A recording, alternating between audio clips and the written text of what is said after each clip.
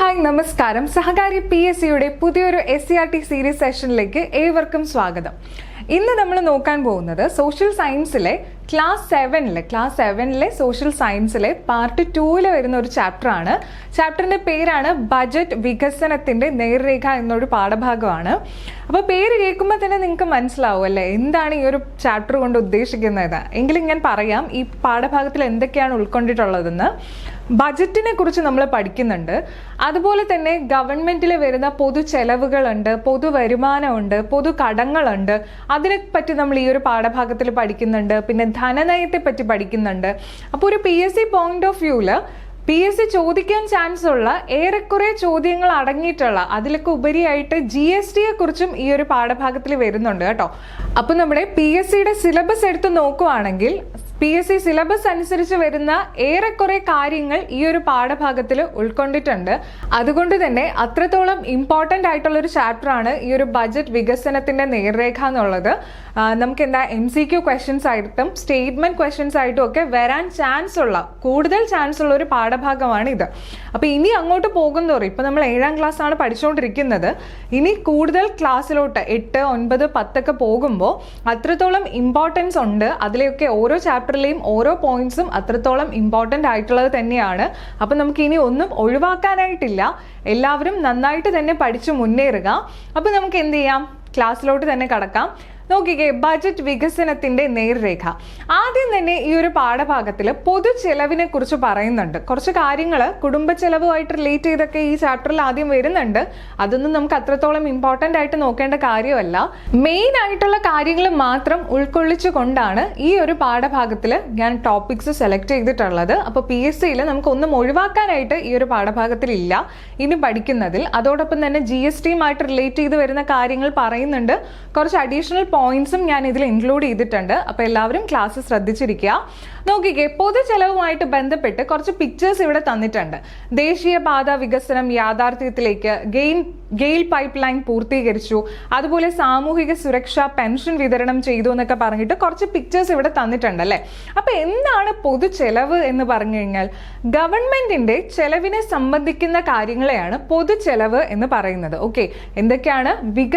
വികസനേതര പ്രവർത്തനങ്ങൾക്കായി സർക്കാർ ചെലവഴിക്കുന്ന ധനമാണ് പൊതു ചെലവുകൾ എന്ന് പറയുന്നത്.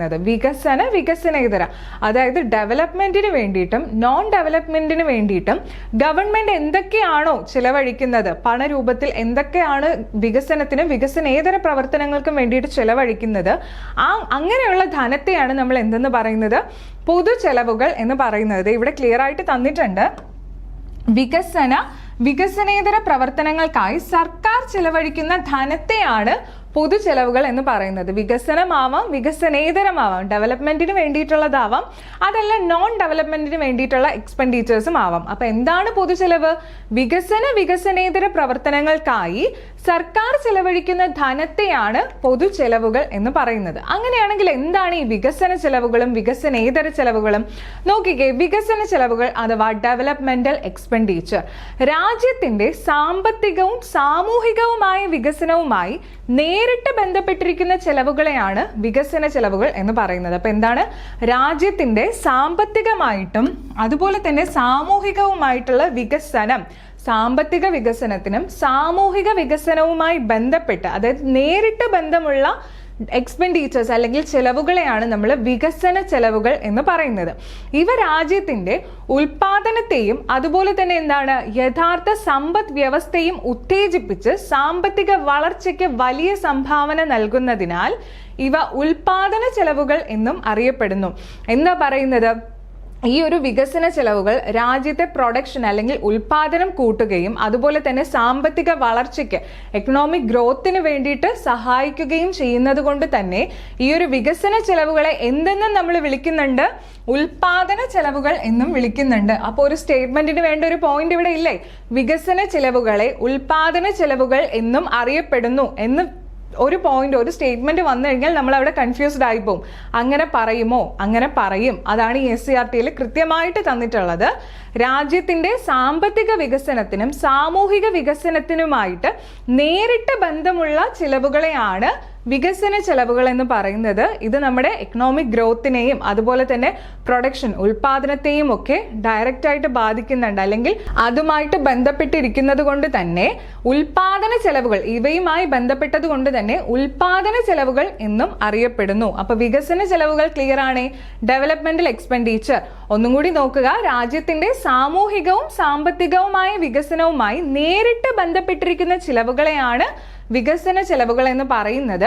രാജ്യത്തിന്റെ ഉൽപാദനത്തിനും അതുപോലെ തന്നെ സമ്പദ് വ്യവസ്ഥയും ഉത്തേജിപ്പിച്ച് സാമ്പത്തിക വളർച്ചയ്ക്ക്, എക്കണോമിക് ഗ്രോത്തിന് വലിയൊരു കോൺട്രിബ്യൂഷൻ തന്നെ ഈ ഒരു ഡെവലപ്മെന്റൽ എക്സ്പെൻഡിച്ചേഴ്സ് അല്ലെങ്കിൽ വികസന ചെലവുകൾ നൽകുന്നത് കൊണ്ട് തന്നെ ഇതിനെ എന്തെന്നും അറിയപ്പെടുന്നുണ്ട്? ഉൽപാദന ചെലവുകൾ എന്നും അറിയപ്പെടുന്നുണ്ട്. അങ്ങനെയാണെങ്കിൽ എന്തായിരിക്കും ഇതിനുള്ള എക്സാമ്പിൾ? നമ്മുടെ രാജ്യത്തിന്റെ വികസനത്തിന് വേണ്ടിയിട്ട് നടത്തുന്ന എക്സ്പെൻഡിച്ചേഴ്സ് ആണെന്ന് പറഞ്ഞു. എങ്ങനെയുള്ള അല്ലെങ്കിൽ ഏത് തരത്തിലുള്ള വികസനമാണെന്ന് നോക്കിക്കഴിഞ്ഞാൽ റോഡ്, പാലം, തുറമുഖം എന്നിവ നിർമ്മിക്കുക, അതുപോലെ പുതിയ സംരംഭങ്ങളും വിദ്യാഭ്യാസ സ്ഥാപനങ്ങളും ആരംഭിക്കുക തുടങ്ങിയ പ്രവർത്തനങ്ങൾക്കുള്ള സർക്കാർ ചെലവുകളാണ് വികസന ചെലവുകൾ, അല്ലെ? ഒരു രാജ്യത്തിന്റെ പുരോഗതി എന്ന് പറയുന്നത് അവിടുത്തെ അടിസ്ഥാനമായിട്ടുള്ള ബേസിക് ആയിട്ടുള്ള ഇൻഫ്രാസ്ട്രക്ചർ ഡെവലപ്മെന്റ് ആവുമ്പോഴാണ് അവിടെ അടിസ്ഥാനമായ ഒരു പുരോഗതി ഉണ്ടാകുന്നത്.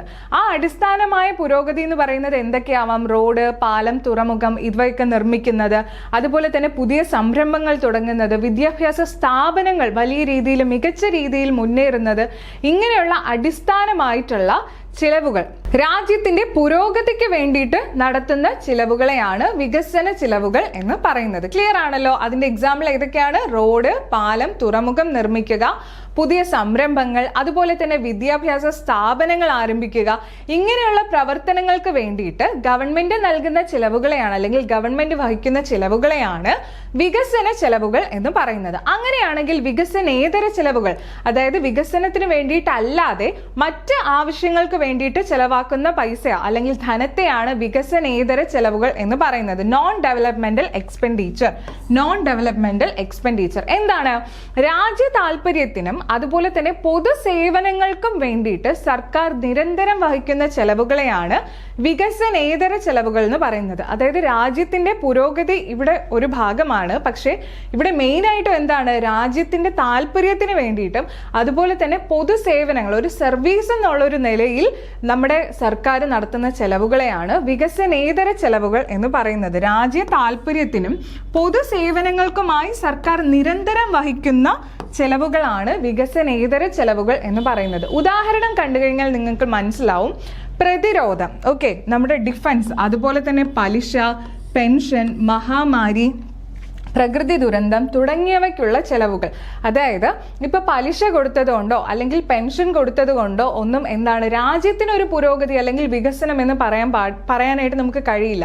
അങ്ങനെ ഇരിക്കെ തന്നെയും നമ്മുടെ സർവീസ് എന്നുള്ള നിലയ്ക്ക് അല്ലെങ്കിൽ സേവനം, പൊതുസേവനം എന്നുള്ള ഒരു നിലയിൽ ഗവൺമെന്റ് എന്ത് ചെയ്യുന്നുണ്ട്? പെൻഷൻ രൂപത്തിലും അതുപോലെ തന്നെ പ്രതിരോധ മേഖലയിലും പലിശയായിട്ടും ഒക്കെ ഗവൺമെന്റ് ധനം ചെലവാക്കുന്നുണ്ട്. അപ്പൊ അങ്ങനെയുള്ള ചെലവുകളെയാണ് വികസനേതര ചെലവുകൾ എന്ന് പറയുന്നത്. ഓക്കെ, ക്ലിയർ ആണല്ലോ? അപ്പൊ മഹാമാരി എന്ന് പറയുന്നതും പ്രകൃതി ദുരന്തം, നമ്മുടെ മുണ്ടക്കൈ ചൂരൽമലയൊക്കെ വന്ന സമയത്ത് അല്ലെങ്കിൽ ആ ഒരു ദുരന്തം സംഭവിച്ച ടൈമിലും എല്ലാം ഒരുപാട് ചെലവുകൾ ഗവൺമെന്റിന്റെ ഭാഗത്ത് നിന്ന് തന്നെ വഹിച്ചിട്ടുണ്ട്. പക്ഷെ അതൊരു വികസന ചെലവാണ് എന്ന് പറയാൻ പറ്റില്ല. ആ ഒരു ടൈമിൽ ഗവൺമെന്റ് വഹിക്കുന്ന ചെലവുകളെ നമുക്ക് വികസന ചെലവുകൾ എന്നുള്ളൊരു കാറ്റഗറിയിൽ ഉൾപ്പെടുത്താൻ പറ്റില്ല. അത് വികസനത്തിനല്ലാതെ ചെലവഴിക്കുന്നതാണ്. പക്ഷെ എങ്കിൽ പോലും അതൊരു ചെലവാണ്. അപ്പൊ അങ്ങനെയുള്ള കാര്യങ്ങളെയാണ് നമ്മൾ വികസനേതര ചെലവുകൾ എന്നുള്ള ഒരു കാറ്റഗറിയിൽ ഉൾപ്പെടുത്തുന്നത്. അപ്പൊ രാജ്യ താല്പര്യത്തിന് വേണ്ടിയിട്ടും അതുപോലെ തന്നെ പൊതുസേവനങ്ങൾക്കും വേണ്ടിയിട്ട് സർക്കാർ നിരന്തരം വഹിക്കുന്ന ചെലവുകളെയാണ് വികസനേതര ചെലവുകൾ എന്ന് പറയുന്നത്. അതിന് ഉദാഹരണം ഏതൊക്കെയാണ്? പ്രതിരോധം, അതുപോലെ പലിശ, പിന്നെന്താണ് മഹാമാരി, അതുപോലെ പ്രകൃതി ദുരന്തം എന്നിവയൊക്കെയാണ് വികസനേതര ചെലവുകൾക്ക് ഉദാഹരണമായിട്ട് നമുക്ക് പറയാൻ കഴിയുന്നത്. കുറച്ച് എക്സാമ്പിൾസും കൂടി നോക്കാം. നോക്കിക്കേ, വികസന ചെലവുകൾ. റോഡ് നിർമ്മാണം വികസന ചെലവാണ്, അല്ലെ? നിങ്ങളും കൂടി പറയുക വേറെ എന്തൊക്കെ വരും എന്നുള്ളത്. വികസന ചെലവുകളിൽ ഒന്ന് റോഡ് നിർമ്മാണം വികസന ചെലവാണ്, അല്ലെ? റോഡ് നിർമ്മിക്കുന്നത് നമ്മുടെ രാജ്യത്തിന്റെ വികസനത്തിന് വേണ്ടിയിട്ടാണ്. അതുപോലെ ഊർജോൽപാദനം, പിന്നെന്താണ്? വിദ്യാലയങ്ങളുടെ നിർമ്മാണം, ഇപ്പൊ നമ്മൾ പഠിച്ച കാര്യങ്ങൾ തന്നെയാണ്. അതുപോലെ വ്യവസായശാലകൾ നിർമ്മിക്കുന്നത്, ഇതെല്ലാം നമ്മുടെ രാജ്യത്തിന്റെ വികസനത്തിന് വേണ്ടിയിട്ട് സർക്കാർ നൽകുന്ന അല്ലെങ്കിൽ സർക്കാർ ചിലവഴിക്കുന്ന ധനത്തെയാണ് വികസന ചെലവുകൾ, ഇങ്ങനെയുള്ള ആവശ്യങ്ങൾക്ക് വേണ്ടിയിട്ട്. എന്നാൽ വികസനേതര ചെലവുകളും ഉണ്ട് ഗവൺമെന്റിന്. അത് ഏതൊക്കെ മേഖലയിലാണ്, അല്ലെങ്കിൽ അതെന്തിനൊക്കെയാണ് അങ്ങനെ ഒരു വികസനേതര ചെലവ് വരുന്നത്? യുദ്ധം, അല്ലെ? യുദ്ധം ഉണ്ടായി കഴിഞ്ഞാൽ ഗവൺമെന്റ് ഉറപ്പായിട്ടും അവിടെ ഗവൺമെന്റിന് എന്ത് വരും? ചെലവ് വരും. അത് വികസനേതര ചെലവിൽ ഉൾപ്പെടുന്നതാണ് യുദ്ധം. അതുപോലെ ക്ഷേമ പെൻഷൻ, പിന്നെന്താണ്? പ്രതിരോധം, അതുപോലെ കടബാധ്യത, ഡിഫൻസിലും അതുപോലെ തന്നെ കടങ്ങളുണ്ടെങ്കിൽ കടബാധ്യത തീർക്കുന്നതും ഗവൺമെന്റിന്റെ ഒരു ചെലവാണ്. അതും വികസനേതര ചെലവിൽ വരുന്നതാണ് കടബാധ്യത. അതുപോലെ പൊതുഭരണം, പബ്ലിക് അഡ്മിനിസ്ട്രേഷൻ, അതിനു വേണ്ടിയിട്ട് ഗവൺമെന്റ് ചെലവാക്കുന്ന തുക. അതുപോലെ സബ്സിഡികൾ നൽകുന്നുണ്ട്, അല്ലെ? ഗവൺമെന്റ് സബ്സിഡികൾ നൽകുന്നുണ്ട്. ആ സബ്സിഡിക്ക് വേണ്ടിയിട്ട് ഗവൺമെന്റ് ചെലവാക്കുന്ന ധനത്തെയും എന്ത് തന്നെയാണ് പറയുന്നത്? വികസനേതര ചെലവിൽ നമുക്ക് ഉൾപ്പെടുത്താൻ കഴിയുന്നതാണ്. അപ്പൊ വികസന ചെലവുകൾക്കും വികസനേതര ചെലവുകൾക്കും ഉദാഹരണമാണ് ഇപ്പൊ നമ്മൾ കണ്ടത്. ക്ലിയർ ആണ് എന്ന് വിശ്വസിക്കുന്നു. ഇനി നമുക്ക് അടുത്തതിലോട്ട് പോവാം. പൊതു വരുമാനം. നമ്മൾ പൊതു ചെലവുകൾ പഠിച്ചപ്പോൾ നമ്മൾ പറഞ്ഞു ഗവൺമെന്റ് വഹിക്കുന്ന ചെലവുകളെയാണ് പൊതു ചെലവുകൾ എന്ന് പറയുന്നത്. അങ്ങനെയാണെങ്കിൽ പൊതു വരുമാനം എന്താണ്? ഈ ചെലവുകൾ നടത്തുന്നതിന് ആവശ്യമായിട്ടുള്ള വരുമാനം വേണം, അല്ലെ? അങ്ങനെയാണെങ്കിൽ മാത്രമേ ഗവൺമെന്റിന് ഈ നമ്മളിപ്പോ പഠിച്ച വികസന ചെലവുകളാണെങ്കിലും അതുപോലെ വികസനേതര ചെലവുകളാണെങ്കിലും എല്ലാം വഹിക്കാനായിട്ട് പറ്റുള്ളൂ. അപ്പൊ അതിനു വേണ്ട പൊതുവരുമാനത്തെ, അതിനു വേണ്ട വരുമാനം, ഗവൺമെന്റിന് കിട്ടുന്ന വരുമാനത്തെയാണ് പൊതുവരുമാനം എന്ന് പറയുന്നത്. വികസന ക്ഷേമ പ്രവർത്തനങ്ങൾ നിർവഹിക്കുന്നതിന് സർക്കാരിന് ധാരാളം പണം ആവശ്യമായി വരുന്നു, അല്ലെ? ഇത്തരം ആവശ്യങ്ങൾ നിറവേറ്റുന്നതിനായി വിവിധ സ്രോതസ്സുകളിൽ നിന്ന് സർക്കാർ സമാഹരിക്കുന്ന ധനത്തെയാണ് പൊതുവരുമാനം എന്ന് പറയുന്നത്. ഈ പറയുന്ന വികസന ചിലവുകളാണെങ്കിലും വികസനേതര ചിലവുകളാണെങ്കിലും ഗവൺമെന്റിന് വഹിക്കണമെങ്കിൽ പണം ആവശ്യമായിട്ടുണ്ട്. ഈ പണം കണ്ടെത്തുന്ന വിവിധ സ്രോതസ്സുകളെയാണ് പൊതുവരുമാനം, അല്ലെങ്കിൽ ഏതൊക്കെ സ്രോതസ്സിൽ കൂടിയാണോ സർക്കാരിന് പണം ലഭിക്കുന്നത് അതിനെയാണ് നമ്മൾ എന്തെന്ന് പറയുന്നത്? പൊതുവരുമാനം എന്ന് പറയുന്നത്. ഈ പൊതുവരുമാനം വെച്ചിട്ടായിരിക്കും സർക്കാർ എന്ത് ചെയ്യുന്നത്? ഈ പൊതു ചെലവുകളെല്ലാം നടത്തുന്നത്. ക്ലിയർ ആണല്ലോ?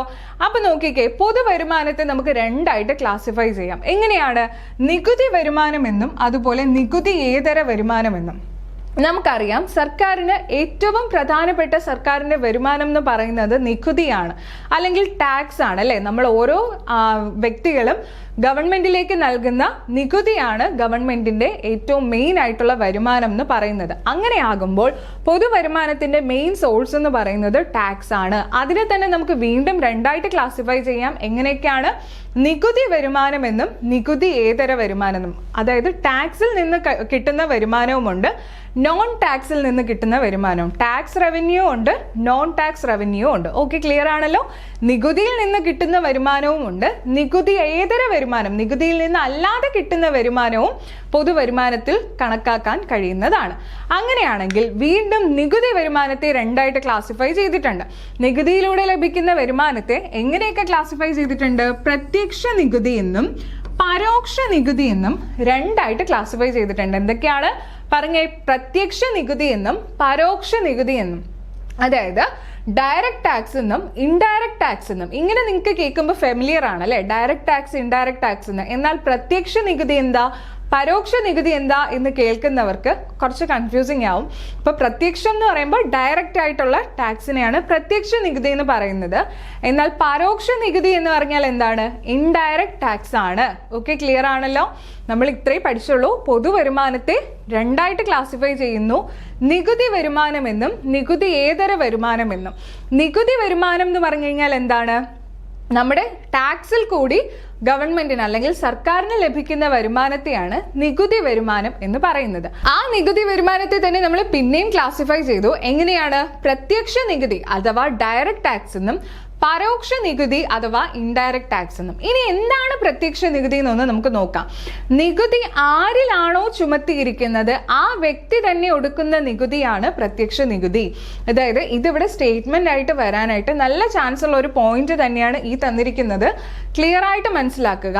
നികുതി ആരിലാണോ ചുമത്തിയിരിക്കുന്നത് ആ വ്യക്തി തന്നെ ഒടുക്കുന്ന നികുതിയാണ് പ്രത്യക്ഷ നികുതി എന്ന് പറയുന്നത്. അതായത് ഞാൻ ഒരു ജോലി ചെയ്യുന്നുണ്ട്, എനിക്ക് എന്ത് കിട്ടുന്നുണ്ട്, സാലറി കിട്ടുന്നുണ്ട്. ആ സാലറി ഗവൺമെന്റ് നിശ്ചയിച്ചിരിക്കുന്ന ഒരു തുകയ്ക്ക് മുകളിലാണ് എനിക്ക് കിട്ടുന്ന വാർഷിക വരുമാനം എന്നുണ്ടെങ്കിൽ അതിനൊരു സർട്ടൻ പെർസെൻറ്റേജ് ഓഫ് ടാക്സ് ഞാൻ ഒടുക്കേണ്ടതായിട്ടുണ്ട്. ആ നികുതി എന്ന് പറയുന്നത് ആരിലാണ് ചുമത്തിയിരിക്കുന്നത്? എന്നിൽ ഡയറക്റ്റ് ആയിട്ട് ചുമത്തിയിരിക്കുന്നതാണ്. ഞാനാണ് ആ നികുതി, എന്നിലാണ് ആ നികുതി ചുമത്തിയിരിക്കുന്നത്. ഞാനാണ് ആ വരുമാനം നേടിയ ആൾ. അപ്പൊ എന്നിൽ തന്നെയാണ് ആ നികുതിയും വന്നിരിക്കുന്നത്. അങ്ങനെയാണെങ്കിൽ ഞാൻ തന്നെയാണ് സർക്കാരിലേക്ക് എന്ത് ചെയ്യേണ്ടത്?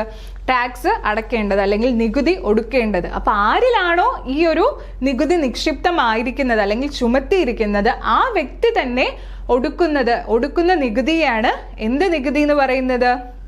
പ്രത്യക്ഷ നികുതി എന്ന് പറയുന്നത്. അതിന് ഏറ്റവും വലിയ ഉദാഹരണമാണ് ആദായ നികുതി അഥവാ ഇൻകം ടാക്സ് എന്ന് പറയും. ഇൻകം ടാക്സിന്റെ മലയാളം എന്താണ്? ആദായ നികുതി. ആദായ നികുതി കണ്ടോ, ആദായ നികുതി അതുപോലെ കെട്ടിട നികുതി എന്നിവയാണ് ഏതിന് ഉദാഹരണമായിട്ട് പറയാൻ കഴിയുന്നത്? പ്രത്യക്ഷ നികുതിക്ക് ഉദാഹരണമായിട്ട് പറയാൻ കഴിയുന്നത്. ഡയറക്റ്റ് ടാക്സ് എന്ന് പറയുന്നതിന് ഏറ്റവും വലിയ ഉദാഹരണമാണ് ഇൻകം ടാക്സ് എന്ന് പറയുന്നത്. ഓക്കെ ആണല്ലോ? ആരിലാണോ നികുതി ചുമത്തിയിരിക്കുന്നത് ആ വ്യക്തി തന്നെ ഒടുക്കുന്ന നികുതിയാണ് നമ്മൾ എന്ത് നികുതി എന്ന് പറയുന്നത്? പ്രത്യക്ഷ നികുതി എന്ന് പറയുന്നത്. അങ്ങനെയാണെങ്കിൽ പരോക്ഷ നികുതി എന്താണ്? പ്രത്യക്ഷ നികുതി എന്തായിരുന്നു? ഡയറക്റ്റ് ടാക്സ് ആണ് കേട്ടോ. ഡയറക്റ്റ് ടാക്സ് ആണ് പ്രത്യക്ഷ നികുതി എന്ന് പറയുന്നത്. അങ്ങനെയാണെങ്കിൽ പരോക്ഷ നികുതിയെ നമ്മൾ എന്താ പറഞ്ഞത്? ഇൻഡയറക്റ്റ് ടാക്സ് ആണ്. ഇൻഡയറക്റ്റ് ടാക്സ് ആണ് പരോക്ഷ നികുതി എന്ന് പറയുന്നത്. ഇൻഡയറക്റ്റ് ടാക്സ് നമുക്കറിയാം അല്ലേ? നമ്മൾ ഒരു കടയിൽ പോയി ഒരു സാധനം മേടിച്ചു കഴിഞ്ഞാൽ ആ സാധനത്തിന്റെ തുകയിൽ ആ ഒരു പ്രൈസിൽ നമ്മൾ ടാക്സും കൂടി ഇൻക്ലൂഡ് ചെയ്താണ് കൊടുക്കുന്നത്.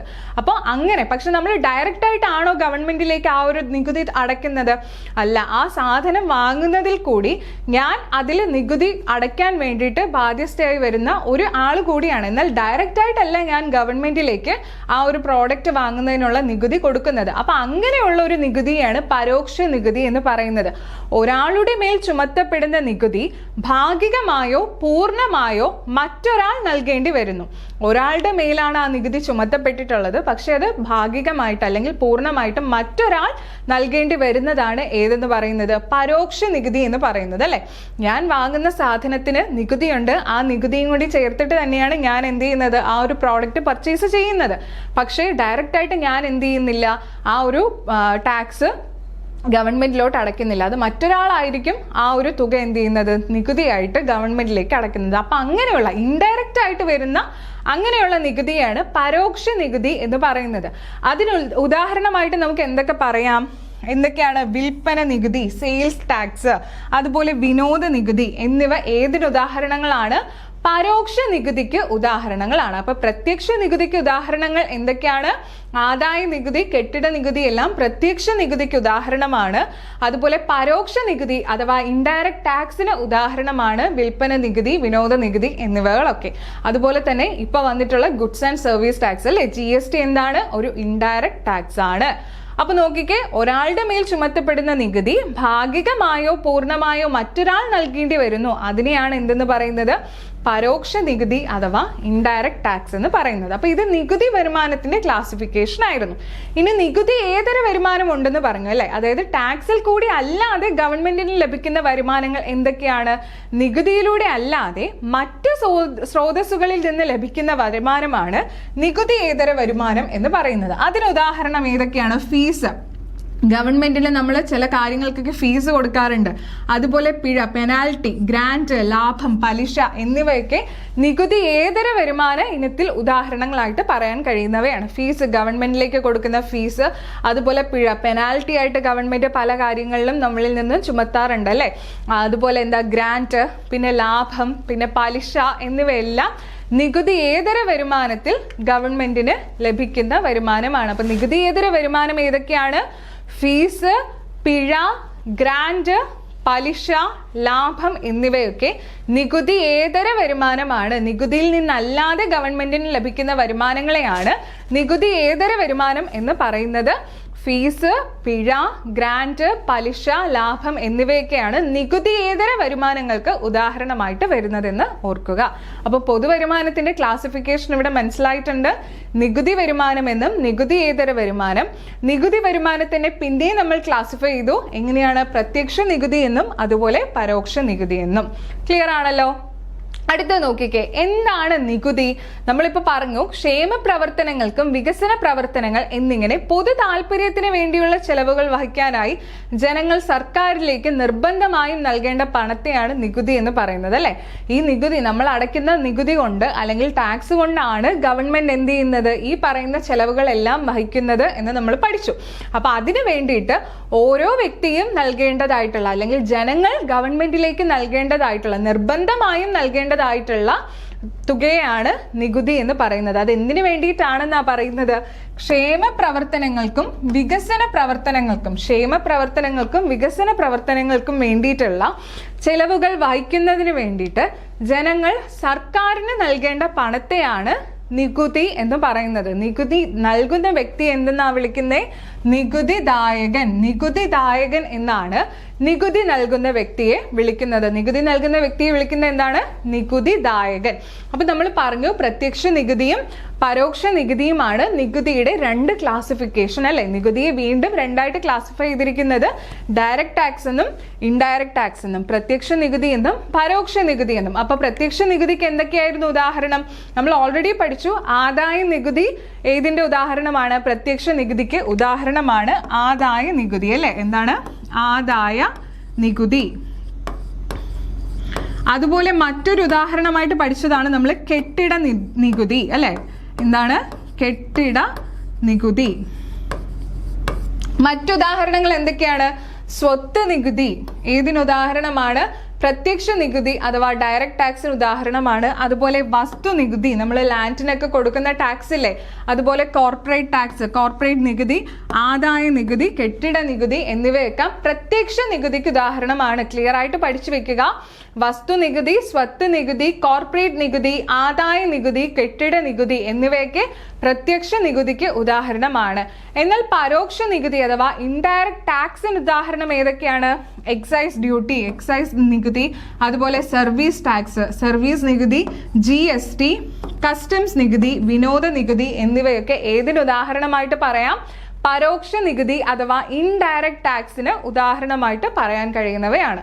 അപ്പം ക്ഷേമ പ്രവർത്തനങ്ങൾക്കും വികസന പ്രവർത്തനങ്ങൾക്കും വേണ്ടി ഗവൺമെന്റിലേക്ക് ജനങ്ങൾ നിർബന്ധമായും നൽകേണ്ട തുകയാണ് എന്തെന്ന് പറയുന്നത്? നികുതി എന്ന് പറയുന്നത്. നികുതിയെ രണ്ടായി ക്ലാസിഫൈ ചെയ്തിട്ടുണ്ട്, പ്രത്യക്ഷ നികുതി എന്നും പരോക്ഷ നികുതി എന്നും. പ്രത്യക്ഷ നികുതി എന്ന് പറയുന്നത് ഡയറക്ട് ടാക്സും പരോക്ഷ നികുതി എന്ന് പറയുന്നത് ഇൻഡയറക്ട് ടാക്സും. അതിന്റെ ഉദാഹരണങ്ങളും നമ്മൾ പഠിച്ചു, അല്ലെ? ഇനി അടുത്ത് നോക്കിക്കേ, ചരക്ക് സേവന നികുതി, അല്ലെ? ഏറ്റവും ഇമ്പോർട്ടൻ്റ് ആയിട്ട് ഇപ്പോൾ നമ്മുടെ PSC പരീക്ഷകളിൽ വരുന്ന ഒരു ചോദ്യമാണ് GSTയെ കുറിച്ച് അല്ലെങ്കിൽ ഗുഡ്സ് ആൻഡ് സർവീസ് ടാക്സിനെ കുറിച്ച്. നമുക്കറിയാം 2017 ജൂലൈ 1 നിലവിൽ വന്ന ഒരു നികുതിയാണ് GST എന്ന് പറയുന്നത്. ഒരുപാട് ഇൻഡയറക്ട് ടാക്സുകളെ എല്ലാം കൂടി കൂട്ടിച്ചേർത്തുകൊണ്ട് ഒരൊറ്റ നികുതി എന്നുള്ള ഒരു വ്യവസ്ഥയിലോട്ട് മാറുന്നതിന് വേണ്ടിയിട്ട് ഗവൺമെന്റ് കൊണ്ടുവന്നിട്ടുള്ള ഒരു ടാക്സ് സിസ്റ്റമാണ് ഗുഡ്സ് ആൻഡ് സർവീസ് ടാക്സ് അഥവാ GST എന്ന് പറയുന്നത്. അപ്പൊ നമ്മൾ GST ഏത് നികുതിയിലാണ് പഠിച്ചത്? പരോക്ഷ നികുതി അഥവാ ഇൻഡയറക്ട് ടാക്സിലാണ് നമ്മൾ എന്ത് പഠിച്ചത്? ഗുഡ്സ് ആൻഡ് സർവീസ് ടാക്സ്, അല്ലെ? നമുക്കറിയാം GST എന്ന് പറയുന്നത് നമ്മൾ വാങ്ങുന്ന സാധനങ്ങൾക്കാണെങ്കിലും ഉപയോഗിക്കുന്ന സേവനങ്ങൾക്കാണെങ്കിലും നമ്മൾ ഒരു പെർട്ടിക്കുലർ നികുതി കൊടുക്കേണ്ടതായിട്ട് വരുന്നുണ്ട്. നമുക്ക് സാധനങ്ങൾ വാങ്ങുമ്പോഴുള്ള ബില്ല് നോക്കിക്കഴിഞ്ഞാലും അവസാനം GST എന്നൊക്കെ പറഞ്ഞ് കാണാൻ പറ്റും. അത് നമ്മൾ ഡയറക്റ്റ് ആയിട്ട് ഗവൺമെന്റിലേക്ക് കൊടുക്കുന്നതാണോ? അല്ല. നമ്മൾ ആ സാധനം വാങ്ങുമ്പോൾ ആ സാധനത്തിന്റെ കൂട്ടത്തിൽ ഒരു നിശ്ചിത തുകയായിട്ട് നമ്മൾ ഈ GST കൊടുക്കുന്നുണ്ട്. പക്ഷെ നമ്മൾ ഡയറക്റ്റ് ആയിട്ട് കൊടുക്കുന്നതല്ല. അതുകൊണ്ടാണ് അവിടെ ഇൻഡയറക്ട് ടാക്സ് എന്നുള്ള ഒരു ക്ലാസിഫിക്കേഷൻ്റെ അകത്ത് GST വരുന്നത്. അപ്പൊ നോക്കിക്കേ, കുറച്ച് പോയിന്റ്സ് നമുക്ക് നോക്കാം.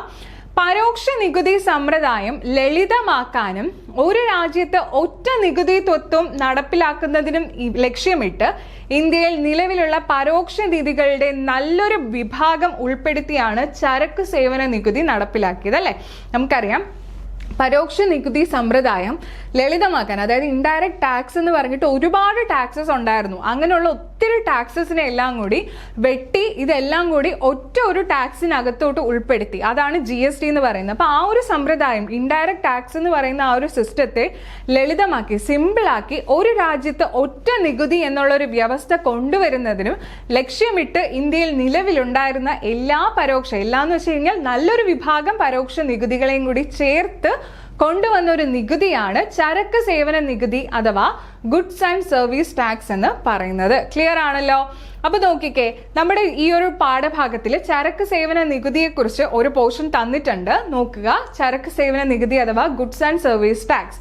രാജ്യത്ത് ഒറ്റ നികുതി എന്ന തത്വം നടപ്പിലാക്കുന്നതിന് ഭരണഘടനയിലെ 101 ഭേദഗതി പ്രകാരം 2017 ജൂലൈ 1 മുതൽ നിലവിൽ വന്ന ഏകീകൃത പരോക്ഷ നികുതി സമ്പ്രദായമാണ് ചരക്ക് സേവന നികുതി അഥവാ GST എന്ന് പറയുന്നത്. എന്താ ഇവിടെ പറഞ്ഞിട്ടുണ്ട്? ഒറ്റ നികുതി, രാജ്യത്ത് ഒറ്റ നികുതി എന്ന തത്വം നടപ്പിലാക്കുന്നതിന് വേണ്ടിയിട്ട് എത്രാമത്തെ ഭേദഗതിയിലൂടെയാണ് GST കൊണ്ടുവന്നത്? ഭരണഘടനയിലെ 101 ഭേദഗതി. ഇതെല്ലാം ഇമ്പോർട്ടന്റ് ആണ്. 101 ഭേദഗതി പ്രകാരം 2017 ജൂലൈ 1 ക്ലിയർ ആയിട്ട് മനസ്സിലാക്കുക. 101 ഭരണഘടനാ ഭേദഗതി, GST നിലവിൽ വന്നത് അല്ലെങ്കിൽ GST കൊണ്ടുവന്നത് ഏത് ഭരണഘടനാ ഭേദഗതി പ്രകാരമാണെന്ന് ചോദിച്ചിട്ട് 101, 102, 103 എന്നൊക്കെ തരും. ഏത് ഭരണഘടനാ ഭേദഗതി പ്രകാരമാണ്? 101 ഭരണഘടനാ ഭേദഗതി പ്രകാരം ഏത് വർഷം? 2017 ജൂലൈ 1 മുതൽ നിലവിൽ വന്ന ഏകീകൃത പരോക്ഷ നികുതി സമ്പ്രദായമാണ് ചരക്ക് സേവന നികുതി എന്ന് പറയുന്നത്. ഏകീകൃത പരോക്ഷ നികുതി സമ്പ്രദായമാണ് ചരക്ക് സേവന നികുതി അഥവാ GST. ഒരു സാമ്പത്തിക വർഷം വിറ്റുവരവ് സർക്കാർ നിശ്ചയിക്കുന്ന തുകയിൽ കൂടുതലാണെങ്കിൽ വ്യാപാരികൾ നിർബന്ധമായും GST രജിസ്ട്രേഷൻ എടുക്കേണ്ടതാണ്. അപ്പം GST രജിസ്ട്രേഷൻ എങ്ങനെയുള്ള ആൾക്കാരാണ് എടുക്കേണ്ടത്? ഒരു സാമ്പത്തിക വർഷത്തിലുള്ള വിറ്റുവരവ് എന്ന് പറയുന്നത് സർക്കാർ നിശ്ചയിച്ചിരിക്കുന്ന ഒരു തുകയുണ്ട്. ആ തുകയെക്കാളും കൂടുതലായിട്ടുള്ള ആൾക്കാർ എന്ത് ചെയ്തിരിക്കണം? ഉറപ്പായിട്ടും GST രജിസ്ട്രേഷൻ എടുത്തിരിക്കണം. അപ്പൊ എന്താണ് പറയുന്നത്? സർക്കാർ നിശ്ചയിച്ചിരിക്കുന്ന ഒരു തുകയെക്കാളും കൂടുതലാണ് ഒരു വ്യക്തിയുടെ വിറ്റുവരവ് അല്ലെങ്കിൽ ഒരു സാമ്പത്തിക വർഷത്തിലെ വിറ്റുവരവ് എന്നുണ്ടെങ്കിൽ ഉറപ്പായിട്ടും അയാൾ എന്ത് ചെയ്തിരിക്കണം? GST registration എടുത്തിരിക്കണം. 0%, 5, 12, 18, 28 എന്നിങ്ങനെയുള്ള നിരക്കുകളാണ് ഉപഭോക്താവ് GST ആയി നൽകേണ്ടത്. ഇത്തരത്തിൽ ഉപഭോക്താക്കളിൽ നിന്ന് ഈടാക്കുന്ന വിവിധ നിരക്കിലുള്ള നികുതികൾ വ്യാപാരികൾ സർക്കാരിലേക്ക് അടയ്ക്കേണ്ടതാണ്. കാലാനുസൃതമായി GST നിരക്കിൽ മാറ്റം വരാവുന്നതാണ്. അപ്പൊ നമ്മുടെ ഈ ഒരു ടെക്സ്റ്റ് 2025 നമുക്കറിയാം കറണ്ട് അഫയേഴ്സ് റിലേറ്റ് ചെയ്തിട്ട് ഈ സെപ്റ്റംബറിൽ GSTയിൽ കുറച്ച് മാറ്റം വന്നിട്ടുണ്ട് അല്ലെ. ഇത് പഴയ നികുതിയുടെ സ്ലാബാണ് ഈ തന്നിരിക്കുന്നത്. 0%, 5, 12, 18, 28 എന്ന് പറയുന്നത് വ്യത്യാസം വന്നിട്ടുണ്ട്. ഇപ്പോൾ അത് എന്തൊക്കെയാണ് അതിൽ വന്നിട്ടുള്ള മാറ്റങ്ങൾ എന്ന് നമ്മളിപ്പോൾ പഠിക്കും. അപ്പൊ നിങ്ങൾ ഇത്രയും കാര്യം ഇവിടെ നിന്ന് മനസ്സിലാക്കുക. 101 ഭരണഘടനാ ഭേദഗതി പ്രകാരം 2017 ജൂലൈ 1 നിലവിൽ വന്ന ഏകീകൃത പരോക്ഷ നികുതി സമ്പ്രദായമാണ് ഏതെന്ന് പറയുന്നത്? GST അഥവാ ചരക്ക് സേവന നികുതി എന്ന് പറയുന്നത് എന്ന് ക്ലിയർ ആയിട്ട് മനസ്സിലാക്കുക. ബാക്കി വന്നിട്ടുള്ള റേറ്റ് ഒക്കെ എത്രയാണെന്ന് നമ്മൾ പഠിക്കും കേട്ടോ. അടുത്ത നോക്കിക്കേ, കുറച്ച് പോയിന്റ്സും കൂടി അഡീഷണൽ ആയിട്ട് നമുക്ക് നോക്കാം. ഈ ഒരു GST ബില്ല് ആദ്യമായി ലോക്സഭയിൽ പാസ്സാക്കിയത് എന്നാണ്? 2015 മെയ് 6 പിന്നീട് ലോക്സഭ ഭേദഗതിയോടുകൂടി അംഗീകരിച്ച് അവസാനമായിട്ട് ഏറ്റവും ലാസ്റ്റ് ആയിട്ട് പാസ്സാക്കിയത് 2016 ഓഗസ്റ്റ് 8 നോക്കിക്കേ, എന്താണ് ബില്ല് ലോക്സഭ ഭേദഗതി? അതായത് നമുക്കറിയാം ഒരു ബില്ല് പാസ്സാക്കാൻ വേണ്ടിയിട്ട് കൊടുത്തു കഴിഞ്ഞാലും പല റീഡിങ്ങും കഴിഞ്ഞിട്ട് അതിൽ എന്തെങ്കിലുമൊക്കെ മാറ്റം കൊണ്ടുവരണമെന്നുണ്ടെങ്കിൽ അതെല്ലാം ഭേദഗതി ചെയ്തിട്ടായിരിക്കും ലോക്സഭയാണെങ്കിലും രാജ്യസഭയാണെങ്കിലും അത് പാസ്സാക്കുന്നത്. അപ്പൊ ഈ ഒരു ബില്ല് ലോക്സഭ ഭേദഗതി അംഗീകരിച്ചുകൊണ്ട് അവസാനമായിട്ട് പാസ്സാക്കിയത്, അതായത് ലോക്സഭ GST ബില്ല് പാസ്സാക്കിയത് എന്നാണ്? 2016 ഓഗസ്റ്റ് 8 2016 ഓഗസ്റ്റ് 8 ബില്ല് ലോക്സഭ പാസ്സാക്കിയത്. അപ്പൊ രാജ്യസഭ എങ്ങനെയാണ്, ഏത് ദിവസമാണ് പാസ്സാക്കിയത്? 2016 ഓഗസ്റ്റ് 3 2016 ഓഗസ്റ്റ് 3 എന്ത് ചെയ്യുന്നത്? നമ്മുടെ രാജ്യസഭ ഈ ഒരു ഭേദഗതി നിർദ്ദേശങ്ങളോട് കൂടി പാസ്സാക്കിയത് 2016 ഓഗസ്റ്റ് 3 2016 ഓഗസ്റ്റ് 3 രാജ്യസഭ പാസ്സാക്കുന്നത്. ലോക്സഭ പാസ്സാക്കുന്നത് എന്നാണ് 2016 ഓഗസ്റ്റ് 8-നാണ് ലോക്സഭ പാസ്സാക്കുന്നത്. നോക്കിക്കേ, രാഷ്ട്രപതി ഒപ്പുവെച്ചത് എന്നാണ് 2016 സെപ്റ്റംബർ 8-നാണ്. 2016 സെപ്റ്റംബർ 8-നാണ് രാഷ്ട്രപതി ഒപ്പുവെക്കുന്നത്. ഏത് രാഷ്ട്രപതിയാണ് GST ബിൽ ഒപ്പുവെച്ചത്? നമുക്കറിയാം, പ്രണബ് മുഖർജിയാണ് അല്ലെ. ആരാണ്? പ്രണബ് മുഖർജിയാണ് ഈ ഒരു GST ബില്ല് ഒപ്പുവെച്ച പ്രസിഡന്റ് എന്ന് പറയുന്നത്. പ്രണബ് മുഖർജിയാണ്. പ്രണബ് മുഖർജി GST ബില്ല് ഒപ്പുവെച്ച പ്രസിഡന്റ് ആരാണ്? പ്രണബ് മുഖർജിയാണ്. അപ്പൊ നോക്കിക്കേ, ആദ്യമായിട്ട് രാജ്യസഭയിലാണ് ഈ ഒരു ബില്ല് അവതരിപ്പിക്കുന്നത്. രാജ്യസഭ എന്നാണ് പാസ്സാക്കിയത്? 2016 ഓഗസ്റ്റ് 3-നാണ്. പിന്നീട് അത് ലോക്സഭ പാസ്സാക്കുന്നു. എന്നാണ്? 2016 ഓഗസ്റ്റ് 8-നാണ് ലോക്സഭ അത് പാസ്സാക്കുന്നത്. അതിനുശേഷമാണ് രാഷ്ട്രപതി ഒപ്പുവെക്കുന്നത്. ഒരു മാസം കഴിഞ്ഞപ്പോൾ രാഷ്ട്രപതി ഒപ്പുവെച്ചു 2016 സെപ്റ്റംബർ 8-ന്. അത് കഴിഞ്ഞ് GST കൗൺസിൽ നിലവിൽ വന്നു. എന്നാണ് GST കൗൺസിൽ നിലവിൽ വന്നത്? 2016 സെപ്റ്റംബർ 12. 2016 സെപ്റ്റംബർ 12-നാണ് GST കൗൺസിൽ നിലവിൽ വരുന്നത്. എന്നിട്ട് GST എന്ന ഉദ്ഘാടനം ചെയ്തത് 2017 ജൂൺ 30-നാണ്. ഈ ഒരു ഡേറ്റ് അങ്ങനെ PSC ചോദിച്ച് കണ്ടിട്ടില്ല, എങ്കിലും നിങ്ങൾ പഠിച്ചു വെക്കുക. 2017 ജൂൺ 30-നാണ് GST ഉദ്ഘാടനം ചെയ്തത്. അത് കഴിഞ്ഞ് നിലവിൽ വന്നത് എന്നാണ്? 2017 ജൂലൈ 1. പിറ്റേ ദിവസം ജൂലൈ 1-ാം തീയതി എന്ത് നിലവിൽ വന്നു? GST നിലവിൽ വന്നു. ഇത് ക്ലിയർ ആയിട്ട് നിങ്ങൾ പഠിച്ചു വെക്കണം. ഈ ഒരു ഡേറ്റ്സ് ഇമ്പോർട്ടന്റ് ആണ്. PSC ചോദിക്കും. ലോക്സഭ പാസ്സാക്കിയ വർഷം അല്ലെങ്കിൽ രാജ്യസഭ പാസ്സാക്കിയത് എന്നാണ്, പ്രസിഡന്റ് ഒപ്പുവെച്ചത് എന്നാണ് എന്നുള്ളതെല്ലാം ചോദിക്കും. അതുകൊണ്ട് ക്ലിയർ ആയിട്ട് നിങ്ങൾ ഈ പോയിന്റ്സ് മനസ്സിലാക്കി വെക്കണം. എന്തൊക്കെയാണ്? രാജ്യസഭ പാസ്സാക്കിയത് 2016 ഓഗസ്റ്റ് 3-നാണ് രാജ്യസഭ പാസ്സാക്കിയത്. അതിനുശേഷം 2016 ഓഗസ്റ്റ് 8-ന് ലോക്സഭ പാസ്സാക്കി. 2016 സെപ്റ്റംബർ 8-നാണ് രാഷ്ട്രപതി ഒപ്പുവെക്കുന്നത്. അത് കഴിഞ്ഞിട്ട് എന്ത് നിലവിൽ വന്നു? കൗൺസിൽ, GST കൗൺസിൽ നിലവിൽ വന്നു. 2016 സെപ്റ്റംബർ 12-നാണ് കൗൺസിൽ നിലവിൽ വന്നത്. 2017 ജൂൺ 30-ന് GST ഉദ്ഘാടനം ചെയ്തു. നിലവിൽ വന്നത് എന്താണ്? 2017 ജൂലൈ 1-നാണ്. ഉദ്ഘാടനം ചെയ്തത് ആരൊക്കെയാണ്? പ്രണബ് മുഖർജിയും അതുപോലെ ഇന്ത്യയുടെ പ്രധാനമന്ത്രിയായ നരേന്ദ്രമോദിയുമാണ്. GST ബില്ലിൽ ഒപ്പുവെച്ച പ്രസിഡന്റ് ആരാണ് എന്ന് ചോദിച്ചു കഴിഞ്ഞാൽ പ്രണബ് മുഖർജിയാണ്. ക്ലിയർ ആണല്ലോ? ഈ ഒരു ഡേറ്റ് ക്രോണോളജിക്കലി തന്നെ നിങ്ങൾ പഠിച്ചു വെക്കുക. ഇമ്പോർട്ടന്റ് ആണ്. ഈ ഒരു GST റിലേറ്റ് ചെയ്ത് വരുന്ന ഈ ഡേറ്റ്സ് ഇമ്പോർട്ടന്റ് ആണ്. നിങ്ങൾ അത് അത്രയും സീരിയസ് ആയിട്ട് തന്നെ പഠിച്ചു വെക്കുക. ഓക്കെ, ഇനി നോക്കിക്കേ, GST എന്ന ആശയം ആദ്യമായി പാർലമെന്റിൽ അവതരിപ്പിച്ചത് ആരാണ്? P. ചിദംബരമാണ്. 2005-ലാണ്. അപ്പം എപ്പോൾ തൊട്ട് തുടങ്ങിയതാണ് നോക്കണം ഈ ഒരു GST ബില്ല് പാസ്സാക്കാൻ. ഈ 2005-ലാണ് GST എന്ന ആശയം ആദ്യമായി പാർലമെന്റിൽ അവതരിപ്പിച്ചത്. ഏത് വ്യക്തിയാണ്? P. ചിദംബരമാണ് GST എന്ന ആശയം ആദ്യമായിട്ട് പാർലമെന്റിൽ അവതരിപ്പിക്കുന്നത്. ഇന്ത്യയിൽ ഇരട്ട GST മാതൃകയാണ് നിലവിൽ ഉള്ളത്. ഇന്ത്യയിൽ ഇരട്ട GST മാതൃകയാണ് നിലവിലുള്ളത്. എന്ന് പറഞ്ഞു കഴിഞ്ഞാൽ സെൻട്രലും സ്റ്റേറ്റിനും എന്ത് ചെയ്യേണ്ടതായിട്ടുണ്ട്? നമ്മൾ ടാക്സ് കൊടുക്കേണ്ടതായിട്ടുണ്ട്. ഇന്ത്യയിൽ ഇരട്ട GST മാതൃകയാണ് നിലവിലുള്ളത്. സെൻട്രൽ GSTയും ഉണ്ട്, സ്റ്റേറ്റ് GSTയും ഉണ്ട്. ഇരട്ട GST ആദ്യം നടപ്പിലാക്കിയ രാജ്യം ആരാണ്? കാനഡയാണ് ഇരട്ട GST ആദ്യമായിട്ട് നടപ്പിലാക്കിയത്. 3 രാജ്യങ്ങളിൽ മാത്രമേ നിലവിൽ ഇരട്ട GST സമ്പ്രദായം ഉള്ളൂ.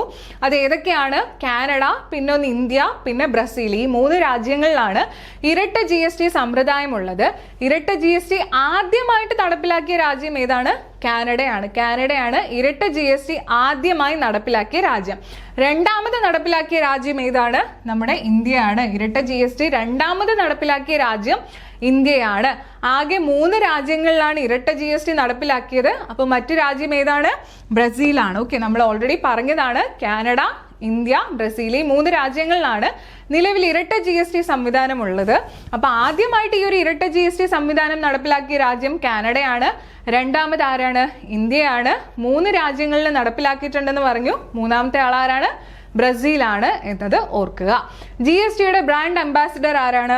അമിതാഭ് ബച്ചൻ ആണ് GSTയുടെ ബ്രാൻഡ് അംബാസിഡർ. ബ്രാൻഡ് അംബാസിഡേഴ്സിനെയൊക്കെ PSC ചോദിക്കുന്നതാണ്. അപ്പൊ ഇവിടെ ഓർത്ത് വെക്കുക. ആരാണ് GSTയുടെ ബ്രാൻഡ് അംബാസിഡർ? അമിതാഭ് ബച്ചൻ ആണ്. അതുപോലെ ആപ്തവാക്യം എന്താണ്? 1 nation 1 tax 1 market. 1 nation 1 market, അതുപോലെ 1 ടാക്സ്. ഒരു രാജ്യം, ഒരു നികുതി, ഒരു വിപണി എന്നുള്ളതാണ് ഏതിന്റെ ആപ്തവാക്യം എന്ന് പറയുന്നത്? GSTയുടെ one nation one tax one market എന്നുള്ളതാണ് GSTയുടെ ആപ്തവാക്യം. ഇത്രയും കാര്യങ്ങൾ ഓർക്കുക. GST ആദ്യമായി അവതരിപ്പിച്ച് 2005 പാർലമെന്റിൽ P. ചിദംബരമാണ്. അതുപോലെ ഇരട്ട GST സമ്പ്രദായത്തിന്റെ മാതൃകയിലാണ് ഇന്ത്യയിൽ GST നടപ്പിലാക്കിയിട്ടുള്ളത്. ആദ്യമായിട്ട് ഇരട്ട GST നടപ്പിലാക്കിയ രാജ്യം കാനഡയാണ്, രണ്ടാമത് ഇന്ത്യ, 3 ബ്രസീൽ. ഈ 3 രാജ്യങ്ങളിൽ മാത്രമേ നിലവിൽ ഇരട്ട GST സംവിധാനമുള്ളൂ. GSTയുടെ ബ്രാൻഡ് അംബാസിഡർ ആരാണ്? അമിതാഭ് ബച്ചനാണ്. ആപ്തവാക്യം one nation one tax one market എന്നുള്ളതാണ് എന്ന് ഓർക്കുക. ഓക്കെ, ഇനി GST കൗൺസിലിന്റെ അധ്യക്ഷൻ ആരാണ്? GST കൗൺസിലിന്റെ ചെയർമാൻ എന്ന് പറയുന്നത്? കേന്ദ്ര ധനകാര്യ മന്ത്രിയാണ് GST കൗൺസിലിന്റെ അധ്യക്ഷൻ എന്ന് പറയുന്നത് കേട്ടോ. GST കൗൺസിൽ ഉണ്ട്, അതിൽ എല്ലാ സ്റ്റേറ്റ്സിലെയും ഫിനാൻഷ്യൽ മിനിസ്റ്റേഴ്സ് എല്ലാം ഇൻക്ലൂഡ് ആവുന്ന ഒരു കൗൺസിലാണുള്ളത്. ആ GST കൗൺസിലിന്റെ അധ്യക്ഷൻ എന്ന് പറയുന്ന ആരാണ്? കേന്ദ്ര ധനകാര്യ മന്ത്രിയാണ്. പ്രധാനമന്ത്രിയാണ് എന്ന് PSC തെറ്റിച്ചു തരും. അല്ല, GST കൗൺസിലിന്റെ അധ്യക്ഷൻ എന്ന് പറയുന്നത് കേന്ദ്ര ധനകാര്യ മന്ത്രിയാണ്. ക്ലിയർ ആയിട്ട് മനസ്സിലാക്കുക. നിലവിലെ കേന്ദ്ര ധനകാര്യ മന്ത്രി ആരാണ്? നിർമ്മല സീതാരാമനാണ്. അപ്പൊ നിർമ്മല സീതാരാമനാണ് GST കൗൺസിലിന്റെ നിലവിലെ അധ്യക്ഷ എന്ന് പറയുന്നത്. എല്ലാ സംസ്ഥാനങ്ങളിലെയും അതുപോലെ തന്നെ കേന്ദ്രഭരണ പ്രദേശങ്ങളിലെയും ധനകാര്യ മന്ത്രിമാർ ഉൾപ്പെടുന്നതാണ് GST കൗൺസിൽ എന്ന് പറയുന്നത്. നമ്മൾ നേരത്തെ പഠിച്ചു, ഈ ലോക്സഭ പാസാക്കി രാജ്യസഭ അതിനുശേഷം പ്രസിഡന്റ് ഒപ്പുവെച്ചതിന് ശേഷം GST കൗൺസിൽ രൂപീകരിച്ചു എന്ന് പഠിച്ചു. ആ GST കൗൺസിൽ എങ്ങനെയാണ് രൂപീകരിക്കുന്നത്? എല്ലാ സംസ്ഥാനങ്ങളിലെയും ധനമന്ത്രിമാർ അതുപോലെ കേന്ദ്ര ഭരണ പ്രദേശങ്ങളിലെയും ധനകാര്യ മന്ത്രിമാർ ഉൾപ്പെടുന്നതാണ് GST കൗൺസിൽ എന്ന് പറയുന്നത്. ക്ലിയർ ആണെന്ന് വിശ്വസിക്കുന്നു. ഞാൻ കുറച്ച് പോയിന്റ്സ് മാത്രമാണ് GSTയുമായിട്ട് ഇൻക്ലൂഡ് ചെയ്തിട്ട് നമ്മുടെ ഈ ഒരു ടോപ്പിക്കിൽ GST വരുന്നത് കൊണ്ട് ഇമ്പോർട്ടൻ്റ് ആയിട്ട് നിങ്ങൾ പഠിച്ചു വെച്ചിരിക്കേണ്ട പോയിന്റ്സ് ആണ് ഞാൻ ഇവിടെ ഇൻക്ലൂഡ് ആക്കിയിട്ടുള്ളത്. അത് നിങ്ങൾ ക്ലിയർ ആയിട്ട് തന്നെ ഇത് പഠിക്കുക. പിന്നീട് നമുക്ക് GST മാത്രമായിട്ട് എടുത്തുകൊണ്ട് ഒരു ക്ലാസ് തന്നെ നമുക്ക് എന്ത് ചെയ്യാം, കണ്ടക്ട് ചെയ്യാം കേട്ടോ. അപ്പം GSTയെ മാത്രം ഉൾക്കൊള്ളിച്ചുകൊണ്ടുള്ള ഒരു ക്ലാസ് വരും. ഇവിടെ പറയുന്ന പോയിന്റ്സും കൂടി നിങ്ങൾ ഇതിന്റെ കൂട്ടത്തിൽ തന്നെ എഴുതിയെടുത്ത് പഠിക്കുക. ഉറപ്പായിട്ടും പരീക്ഷയ്ക്ക് ചോദിക്കാൻ ചാൻസ് ഉള്ളത് തന്നെയാണ്. ഇനി ആദ്യ അധ്യക്ഷൻ ആരാണ്? അരുൺ ജെയ്റ്റ്ലിയാണ് ആദ്യ അധ്യക്ഷൻ എന്ന് പറയുന്നത്. നമ്മുടെ ഈ ക്ലാസ്സസിൽ ക്ലിയർ ആയിട്ട് ബാക്കിയുള്ള ക്ലാസ്സൊക്കെ കിട്ടാനായിട്ട് നമ്മുടെ ചാനൽ നിങ്ങൾ സബ്സ്ക്രൈബ് ചെയ്യണം കേട്ടോ. എങ്കിൽ മാത്രമേ നമ്മൾ ഇടുന്ന ഓരോ കണ്ടന്റും ഓരോ ടോപ്പിക്സും നിങ്ങൾക്ക് മുന്നിൽ എത്തുള്ളൂ. അപ്പോൾ നിങ്ങൾ സബ്സ്ക്രൈബ് ചെയ്യുക. ഓൾ എന്ന് പറയുന്ന ഐക്കണിൽ തന്നെ ക്ലിക്ക് ചെയ്യുക, എങ്കിലേ നിങ്ങൾക്ക് എല്ലാ നോട്ടിഫിക്കേഷൻസും കിട്ടത്തുള്ളൂ. അപ്പോൾ SCRTയുടെ സീരീസ് തന്നെ വരുന്നുണ്ട്. നിങ്ങൾ ആ ക്ലാസ്സസ് എല്ലാം തന്നെ കാണുക, അതോടൊപ്പം തന്നെ പഠിച്ച് മുന്നേറുക. SCRT എത്രത്തോളം ഇമ്പോർട്ടൻ്റ് ആണ്, എന്തെങ്കിലും ക്ലാസ്സിൽ സജഷൻസ് ഉണ്ടെങ്കിൽ നിങ്ങൾക്ക് പറയാം. അതുപോലെ ക്ലാസ് ഇഷ്ടമായെങ്കിൽ ലൈക്ക് ചെയ്യുകയും ചെയ്യണം കേട്ടോ. അപ്പൊ നോക്കിക്കേ, ആദ്യ അധ്യക്ഷൻ ആരാണ്? അരുൺ ജെയ്റ്റ്ലി ആണ്. അതായത് GST കൗൺസിൽ നിലവിൽ വന്നിട്ട് ആദ്യത്തെ അധ്യക്ഷൻ ആരാണ്? അരുൺ ജെയ്റ്റ്ലി ആണ്. അരുൺ ജെയ്റ്റ്ലി ആദ്യ അധ്യക്ഷനാകണമെങ്കിൽ അന്നത്തെ, അതായത് ആ ഒരു 2017 നമ്മുടെ ഫിനാൻസ് മിനിസ്റ്റർ എന്ന് പറയുന്നത് ആരാണ്? അരുൺ ജെയ്റ്റ്ലി ആയിരുന്നു. അതുകൊണ്ട് അദ്ദേഹമായിരുന്നു ആദ്യത്തെ അധ്യക്ഷൻ എന്ന് പറയുന്നത്. അപ്പൊ കേന്ദ്ര ധനകാര്യ മന്ത്രിയാണ് GST കൗൺസിലിന്റെ അധ്യക്ഷൻ എന്ന് പറയുന്നത്. ആദ്യ അധ്യക്ഷൻ ആരായിരുന്നു? അരുൺ ജെയ്റ്റ്ലി ആയിരുന്നു ആദ്യത്തെ അധ്യക്ഷൻ. നോക്കിക്കേ, ആദ്യത്തെ ഉപാധ്യക്ഷൻ ആരാണ്? KM മാണിയാണ് ആദ്യത്തെ ഉപാധ്യക്ഷൻ ആരാണ്? വൈസ് ചെയർമാൻ ആരാണ്? KM മാണിയാണ്. GST കൗൺസിലിലെ ആദ്യത്തെ അധ്യക്ഷൻ ആരായിരുന്നു? അരുൺ ജെയ്റ്റ്ലി. ആദ്യത്തെ ഉപാധ്യക്ഷൻ ആരായിരുന്നു? KM മാണി. നിലവിലെ അധ്യക്ഷ എന്ന് പറയുന്നത് നിർമ്മല സീതാരാമൻ ആണ് എന്നോർക്കുക. കേന്ദ്ര ഗവൺമെന്റിന്റെ ഈ ഒരു GSTയെ പറ്റി നമ്മൾ പറഞ്ഞു GST ഡുവൽ ടാക്സേഷൻ ആണ്, അല്ലെങ്കിൽ എന്താണ്, ഇരട്ട നികുതി സമ്പ്രദായമാണെന്ന് പറഞ്ഞു അല്ലെ. നമ്മൾ പറഞ്ഞു സെൻട്രലിനും വരുന്നുണ്ട്, സ്റ്റേറ്റിനും കൊടുക്കണം ടാക്സ്. അപ്പൊ അതുകൊണ്ടാണ് ഇരട്ട നികുതി എന്ന് പറയുന്നത്. സെൻട്രൽ ഗവൺമെന്റിന് അല്ലെങ്കിൽ കേന്ദ്ര ഗവൺമെന്റ് ചുമത്തുന്ന നികുതിയാണ് സെൻട്രൽ GST അഥവാ CGST എന്ന് പറയുന്നത്. CGST എന്ന് പറയുന്നത് എന്താണ്? സെൻട്രൽ ഗവൺമെന്റ് അല്ലെങ്കിൽ കേന്ദ്ര ഗവൺമെന്റ് ചുമത്തുന്ന നികുതിയാണ് CGST അഥവാ സെൻട്രൽ GST എന്ന് പറയുന്നത്. അപ്പോൾ സ്റ്റേറ്റ്, സംസ്ഥാനങ്ങൾ ചുമത്തുന്ന നികുതിയാണ് എന്തെന്ന് പറയുന്നത്? സ്റ്റേറ്റ് GST എന്ന് പറയുന്നത്. സംസ്ഥാന സർക്കാർ ചുമത്തുന്ന GST ആണ് സ്റ്റേറ്റ് GST എന്ന് പറയുന്നത്. സ്റ്റേറ്റ്, അതായത് SGST എന്ന് പറയുന്നത്. സംസ്ഥാന സർക്കാർ ചുമത്തുന്നതാണ് SGSTയും കേന്ദ്ര സർക്കാർ ചുമത്തുന്നതാണ് CGST എന്ന് പറയുന്നത്. ഇനി രണ്ട് സംസ്ഥാനങ്ങൾ തമ്മിലാണ് ഈ ഒരു വ്യാപാരം നടക്കുന്നത് അല്ലെങ്കിൽ ക്രയവിക്രയം നടക്കുന്നതെങ്കിൽ അവിടെ ചുമത്തുന്ന GST എന്ന് പറയുന്നത് എന്താണ്? IGST ആണ്. ഒരു സംസ്ഥാനത്ത് നിന്നും മറ്റ് സംസ്ഥാനത്തേക്കാണ് ക്രയവിക്രയം ചെയ്യുന്നത് അല്ലെങ്കിൽ സാധനങ്ങൾ കൈമാറുന്നതെങ്കിൽ സാധനങ്ങൾക്ക് ഈടാക്കുന്ന നികുതിയെ എന്തെന്ന് പറയും? IGST എന്നാണ് പറയുന്നത്. IGST അഥവാ integrated goods and service tax. Integrated goods and service tax എന്നാണ് IGST പറയുന്നത്. ഓക്കെ, ക്ലിയർ ആണല്ലോ? Integrated goods and service tax എന്നാണ് IGST പറയുന്നത് ഓർക്കുക. ഒരു സംസ്ഥാനത്ത് നിന്ന് മറ്റ് സംസ്ഥാനത്തേക്കാണ് ക്രയവിക്രയം ചെയ്യുന്നതെങ്കിൽ അവിടെ സാധനങ്ങൾക്ക് ചുമത്തുന്ന നികുതിയെ IGST എന്നാണ് പറയുന്നത്. Integrated goods and service tax എന്നാണ് പറയുന്നത്. ക്ലിയർ ആണല്ലോ? ഇത്രയും കാര്യങ്ങൾ മറക്കാതെ ഓർത്തു വെക്കുക. ഓക്കെ, അപ്പോൾ ഒന്നും കൂടി മനസ്സിലാക്കുക. എന്തൊക്കെയാണ് നമ്മൾ പറഞ്ഞത്? കൗൺസിൽ വന്നിട്ട്, അതായത് GST കൗൺസിൽ വന്നിട്ടുള്ള ആദ്യത്തെ അധ്യക്ഷൻ ആരായിരുന്നു? അരുൺ ജെയ്റ്റ്ലി ആയിരുന്നു. ഉപാധ്യക്ഷൻ എന്ന് പറയുന്നത് KM മാണി ആയിരുന്നു. നിലവിൽ ആരാണ്? നിർമ്മല സീതാരാമനാണ് എന്നുള്ള കാര്യം ഓർക്കുക. ഒരു സംസ്ഥാനത്ത് നിന്നും മറ്റൊരു സംസ്ഥാനത്തേക്കാണ് നമ്മൾ എന്ത് ചെയ്യുന്നത്? ക്രയവിക്രയം അല്ലെങ്കിൽ ട്രാൻസാക്ഷൻ നടക്കുന്നതെങ്കിൽ അവിടെ സാധനങ്ങൾക്ക് ചുമത്തുന്ന GST എന്ന് പറയുന്നത് IGST ആണ്. എന്നാൽ സംസ്ഥാനങ്ങൾക്ക് അകത്ത് തന്നെയാണ്, ഇൻട്രാ സ്റ്റേറ്റ് ട്രാൻസാക്ഷൻ ആണ് നടക്കുന്നതെങ്കിൽ അവിടെ വരുന്നതാണ് CGSTയും SGSTയും. അപ്പോൾ CGST ചുമത്തുന്നത് കേന്ദ്ര സർക്കാരാണ്, SGST ആരാണ്? സംസ്ഥാന സർക്കാരാണ് ചുമത്തുന്നത് എന്നുള്ള കാര്യം കൂടി ഇവിടെ ഓർക്കുക. അപ്പൊ ക്ലിയർ ആണ് എന്ന് വിശ്വസിക്കുന്നു. ഇനി നോക്കിക്കേ, GST ഭരണഘടനയിൽ, നമ്മുടെ ഈ ഒരു ഭരണഘടനയുമായി ബന്ധപ്പെട്ട് GSTയിൽ നമ്മൾ എന്തൊക്കെയാണ് പഠിക്കേണ്ടത്? ആദ്യം തന്നെ പഠിച്ചപ്പോൾ പറഞ്ഞു 101 ഭേദഗതി പ്രകാരമാണ് GST ഭരണഘടനയിൽ ഉൾപ്പെടുത്തിയത്. 101ാമത്തെ ഭേദഗതി, 101th ഭേദഗതി പ്രകാരമാണ് GSTയെ ഭരണഘടനയിൽ ഉൾക്കൊള്ളിച്ചത്. 101ാം ഭേദഗതി പ്രകാരമാണ് GSTയെ ഭരണഘടനയിൽ ഉൾക്കൊള്ളിച്ചത്. അതുപോലെ എന്താണ്? GST ഭരണഘടനയിൽ ഉൾപ്പെടുത്തിയ ഭേദഗതി ബില്ല് എന്ന് പറയുന്നത് എത്രയാണ്? 122ാം ഭേദഗതി ബില്ലാണ്. 122ാമത്തെ ഭേദഗതി ബില്ല് പ്രകാരമാണ് GSTയെ എന്ത് ചെയ്തത്? ഉൾപ്പെടുത്തിയത്. ഇത് രണ്ടും തിരിഞ്ഞു പോകരുത്. നമ്മൾ പാസ്സാക്കുന്ന ബില്ലെല്ലാം, നമ്മൾ അവതരിപ്പിക്കുന്ന ബില്ലെല്ലാം എന്ത് ചെയ്യണം എന്നില്ല, പാസ്സാകണം എന്നില്ല. അപ്പം 122ാമത്തെ ബില്ലായിരുന്നു. എന്നാൽ ഭേദഗതി എന്ന് പറയുന്നത് എത്രാമത്തെയാണ്? 101ാമത്തെ ഭേദഗതിയാണ്. ക്ലിയർ ആയിട്ട് മനസ്സിലാക്കുക. GST ഭരണഘടനയിൽ ഉൾപ്പെടുത്തിയ ഭേദഗതി ബില്ല് ഏതാണ് ചോദിക്കുന്നതെങ്കിൽ 122ാം ഭേദഗതി ബില്ലാണ്. എന്നാൽ GST ഭരണഘടനയിൽ ഉൾപ്പെടുത്തിയ ഭേദഗതി ഏത് ഭേദഗതിയാണ് എന്ന് ചോദിച്ചു കഴിഞ്ഞാൽ 101ാമത്തെ ഭേദഗതിയാണ്. ഭേദഗതി ബില്ല് 122ഉം ഭേദഗതി 101ാമത്തെയുമാണെന്ന് ഓർക്കുക. ഇനി ഭരണഘടനയിൽ GST കൗൺസിലിനെ കുറിച്ച് പ്രതിപാദിക്കുന്ന ആർട്ടിക്കിൾ ഏതാണ്? 279A ആണ്. 279Aയിലാണ് GST കൗൺസിലിനെ കുറിച്ച് പ്രതിപാദിക്കുന്നത്. 279Aയിലാണ് GST കൗൺസിലിനെ കുറിച്ച് ഭരണഘടനയിൽ പ്രതിപാദിക്കുന്ന അനുച്ഛേദം എന്ന് പറയുന്നത്. ഇനി GST പിരിച്ചെടുക്കുന്നതിന് കേന്ദ്ര ഗവൺമെന്റിന്റെയും സംസ്ഥാന ഗവൺമെന്റിനും അധികാരം നൽകുന്ന വകുപ്പ് ഏതാണ്?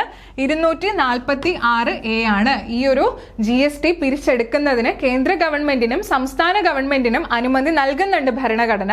ആ അധികാരം നൽകുന്ന വകുപ്പ് ഏത് എന്ന് ചോദിച്ചു കഴിഞ്ഞാൽ 246A ആണ്. GST കൗൺസിലിനെ കുറിച്ച് പ്രതിപാദിക്കുന്നത് 279Aയിലാണ്. ഏത് ഭരണഘടനാ ഭേദഗതി ബില്ലിലൂടെയാണ് GST ഭരണഘടനയിൽ ഉൾപ്പെടുത്തിയത് എന്ന് ചോദിച്ചാൽ 122ാം ബില്ലാണ്. ഏത് ഭേദഗതി പ്രകാരമാണ് GST ഭരണഘടനയിൽ ഉൾപ്പെടുത്തിയത് എന്ന് ചോദിച്ചു കഴിഞ്ഞാൽ 101ാമത്തെ ഭേദഗതി ഭേദഗതിയാണ് എന്ന് ക്ലിയർ ആയിട്ട് ഓർക്കുക. ഓക്കെ, അപ്പൊ GST ഭരണഘടനയിൽ എന്നതും കൂടി ഞാൻ ഇവിടെ ഉൾപ്പെടുത്തിയതാണ്. നിങ്ങൾക്കൊന്ന് റിവൈസ് ചെയ്ത് പോകാൻ. പഠിച്ചിട്ടുള്ളവർക്ക് ഒരു റിവിഷൻ ആവും, പഠിക്കാത്തവർക്ക് അല്ലെങ്കിൽ ഇതിനെ പറ്റി ഒരു അറിവില്ലാതിരുന്നവർക്ക് ഇതിപ്പോൾ നിങ്ങൾ എന്ത് ചെയ്യുക? എഴുതിയെടുക്കുക. ഓക്കെ, ഇനി നിലവിലെ GST സ്ലാബ് അല്ലെ, കറണ്ട് അഫയേഴ്സ് റിലേറ്റഡ് ആയിട്ടുള്ള ഒരു ടോപ്പിക്കാണ് ഇപ്പൊ നമ്മൾ നോക്കുന്നത്. അതായത് GSTയുടെ സ്ലാബിൽ മാറ്റം വന്നതായിട്ട് നമ്മളിപ്പോൾ അറിഞ്ഞതാണ്. അപ്പൊ ഇന്ത്യയിൽ നടപ്പിലാക്കിയ GST മാതൃകയിൽ നിലവിലെ സ്ലാബുകൾ എന്ന് പറയുന്നത് എത്രയൊക്കെയാണ്? 0%, 5, 18, 40%. ഇതാണ് നിലവിലെ GST സ്ലാബ് എന്ന് പറയുന്നത്. മുൻപ് എത്രയായിരുന്നു? 0%, അതുപോലെ 5%, 12%, അതുപോലെ 18%, പിന്നെ 28% എന്നിങ്ങനെ മെയിൻ ആയിട്ടും ഈ 4 സ്ലാബാണ് മുന്നേ ഉണ്ടായിരുന്നത് അത് മാറ്റി ഇപ്പൊ ചുരുക്കി എത്ര സ്ലാബായി? ഇപ്പൊ മെയിൻ ആയിട്ടും ഉള്ള 2 സ്ലാബ് എന്ന് പറയുന്നത് ഈ 5% അതുപോലെ 18% മാത്രമാണ്. ഇതാണ് ഇപ്പൊ നിലവിലെ മെയിൻ സ്ലാബ് എന്ന് പറയുന്നത്. പ്രാബല്യത്തിൽ വന്നത് എന്താണ്? സെപ്റ്റംബർ 22, 2025 PSC ചോദിക്കാൻ ചാൻസ് ഉണ്ട്. പുതുക്കിയ GST സ്ലാബ് നിരക്കുകൾ നിലവിൽ വന്നത് എന്നാണ് എന്ന് ചോദിച്ചു കഴിഞ്ഞാൽ സെപ്റ്റംബർ 22, 2025 ആണ്. സങ്കീർണമായ 4 തട്ട് സമ്പ്രദായത്തിൽ നിന്ന് ലളിതമായ നികുതി സമ്പ്രദായത്തിലേക്കുള്ള മാറ്റമാണ് ഇതിൽ ഏറ്റവും പ്രധാനപ്പെട്ടത്. ഞാൻ പറഞ്ഞു നേരത്തെ എത്ര സ്ലാബ് ആയിരുന്നു? 0% ഉണ്ടെങ്കിലും പ്രധാനമായിട്ടുണ്ടായിരുന്ന സ്ലാബ് റേറ്റ് എന്ന് പറയുന്നത് 4% ആണ്. 5, 12, 18, 28 എന്ന് പറയുന്നതായിരുന്നു. അതിൽ നിന്നും മാറി എങ്ങനെയായി 2 പ്രാഥമിക നിരക്കുകളിലേക്കുള്ള മാറ്റമാണ് ഇതിൽ ഏറ്റവും പ്രധാനമായിട്ടുള്ളത്. അപ്പം 4 നികുതി എന്നുള്ള ഒരു 4 ഘട്ട സമ്പ്രദായത്തിൽ നിന്നും അല്ലെങ്കിൽ 4 തട്ട് സമ്പ്രദായത്തിൽ നിന്നും പ്രധാനപ്പെട്ട 2 പ്രാഥമിക നികുതി നിരക്കുകളാണ് ഇപ്പോൾ നിലവിൽ ആയിട്ടുള്ളത്. എത്രയൊക്കെയാണ്? 5% അതുപോലെ തന്നെ 18%. മെറിറ്റ് നിരക്കാണ് 5%, സാധാരണ നിരക്കാണ് 18%. അപ്പോൾ 28% എന്ന് പറയുന്ന ഒരു GST നിരക്ക് നിലവിൽ ഇപ്പോൾ ഇല്ല. ഹൈ എൻഡ് വാഹനങ്ങൾ അതുപോലെ പുകയില, സിഗരറ്റുകൾ പോലുള്ള പ്രത്യേക ഇനങ്ങൾക്കാണ് ഇപ്പോൾ 40% നിരക്ക് എന്ന് പറയുന്നത്. ഇത് സ്പെഷ്യൽ സ്ലാബ് റേറ്റ് ആണ്. ഈ ഒരു 40% എന്ന് പറയുന്നത് അത് ചില വസ്തുക്കളിൽ മാത്രം വരുന്ന ഒരു സ്പെഷ്യൽ സ്ലാബ് റേറ്റ് ആണ്.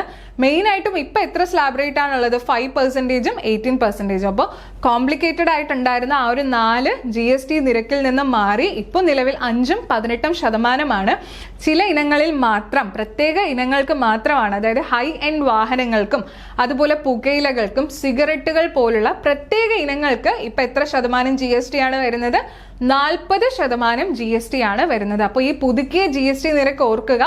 SCERT ടെക്സ്റ്റിൽ ഇപ്പോഴും പഴയ നിരക്കാണ് തന്നിട്ടുള്ളത്. അത് നമ്മൾ കുറച്ച് നാൾക്ക് മുന്നേ വരെ ആണെങ്കിൽ എന്താണ്, ഒരു 3-4 മാസം അല്ലെങ്കിൽ ഒരു 2 മാസം വരെ മുന്നേ ആണെങ്കിൽ നമുക്ക് അത് മതിയായിരുന്നു. പക്ഷെ ഇനി PSC പരീക്ഷയിൽ പഠിക്കുമ്പോൾ നിങ്ങൾ ഈ പുതുക്കിയ സ്ലാബ് റേറ്റ് തന്നെയായിരിക്കണം പഠിക്കേണ്ടത്. ഇവിടെയും 0, 5, 18, 40 എന്നുള്ളത് തന്നെയാണ് വരുന്നത്. പക്ഷെങ്കിലും മെയിൻ ആയിട്ടും 5% ആൻഡ് 18% ആണ് നിങ്ങൾ ഓർത്ത് വെക്കേണ്ടത്. 40% GST വരുന്നത് ഈ പ്രത്യേക ഇനങ്ങൾക്കാണ് എന്നുള്ളത് കൂടി ഓർക്കുക. ഓക്കെ, അപ്പൊ നമ്മൾ GSTയെ കുറിച്ച് പഠിച്ചു. ഇനി അടുത്തത് ഈ ഒരു പാഠഭാഗത്തിൽ വരുന്നത് ബജറ്റ് ആണ്. ഓക്കെ, ബജറ്റിനെ കുറിച്ചാണ് ഈ ഒരു പാഠഭാഗത്തിൽ വരുന്നത്. എന്താണ് ബജറ്റ് എന്ന് നിങ്ങൾക്ക് കൃത്യമായിട്ട് അറിയാം അല്ലെ? അതായത് നമ്മൾ എല്ലാവരും കാണുന്നതാണ്, ഒരു ഫെബ്രുവരി മാസമൊക്കെ ആകുമ്പോഴത്തേക്കും നമ്മൾ ബജറ്റിന് വേണ്ടിയിട്ടൊക്കെ റെഡി ആയിട്ടിരിക്കുന്നത് നമുക്ക് കാണാം. നമ്മുടെ വീട്ടിലാണെങ്കിൽ ന്യൂസൊക്കെ വെച്ചിട്ട് എന്തൊക്കെയാണ് ഗവൺമെന്റ് ഇനി പ്രഖ്യാപിച്ചിരിക്കുന്ന ചെലവുകളും വരുമാനങ്ങളും എന്നൊക്കെ അറിയാൻ വേണ്ടിയിട്ട് നമ്മൾ എല്ലാവരും റെഡി ആയിട്ടിരിക്കും അല്ലെ ആ ഒരു സമയത്ത്. അപ്പൊ എന്താണ് ബജറ്റ് എന്ന് പറയുന്നത്? ഒരു സാമ്പത്തിക വർഷത്തിൽ സർക്കാർ പ്രതീക്ഷിക്കുന്ന, അതായത് ഇനി എന്തൊക്കെ ചെലവുകളും വരുമാനവും അല്ലെങ്കിൽ വരവും ഉൾക്കൊള്ളിച്ചുകൊണ്ട് തയ്യാറാക്കുന്ന ഒരു ധനരേഖയാണ് നമ്മൾ ബജറ്റ് എന്ന് പറയുന്നത്. ഓക്കെ, ഒരു സാമ്പത്തിക വർഷത്തിൽ സർക്കാർ പ്രതീക്ഷിക്കുന്ന എന്തെല്ലാം ചെലവുകളും വരവുകളുമാണോ സർക്കാർ പ്രതീക്ഷിക്കുന്നത് അതിനെ ബേസ് ചെയ്തിട്ട് സർക്കാർ പ്രിപ്പയർ ചെയ്യുന്ന അല്ലെങ്കിൽ തയ്യാറാക്കുന്ന ഒരു ധനരേഖയാണ് ബജറ്റ് എന്ന് പറയുന്നത്. ധനരേഖയാണ് എന്തെന്ന് പറയുന്നത്? ബജറ്റ് എന്ന് പറയുന്നത്. ഒരു സാമ്പത്തിക വർഷത്തിൽ, സാമ്പത്തിക വർഷം എന്ന് പറയുന്നത് എന്താണ്? ഫിനാൻഷ്യൽ ഇയർ എന്ന് പറയുന്നത് ഏപ്രിൽ 1 മുതൽ മാർച്ച് 31 വരെയാണ് ഒരു ഫിനാൻഷ്യൽ ഇയർ എന്ന് പറയുന്നത് അല്ലെ? ഏപ്രിൽ 1 മുതൽ മാർച്ച് 31 വരെയുള്ള ഒരു സാമ്പത്തിക വർഷം, അതിനെയാണ് ഒരു ഫിനാൻഷ്യൽ ഇയർ എന്ന് പറയുന്നത്. ഏപ്രിൽ 1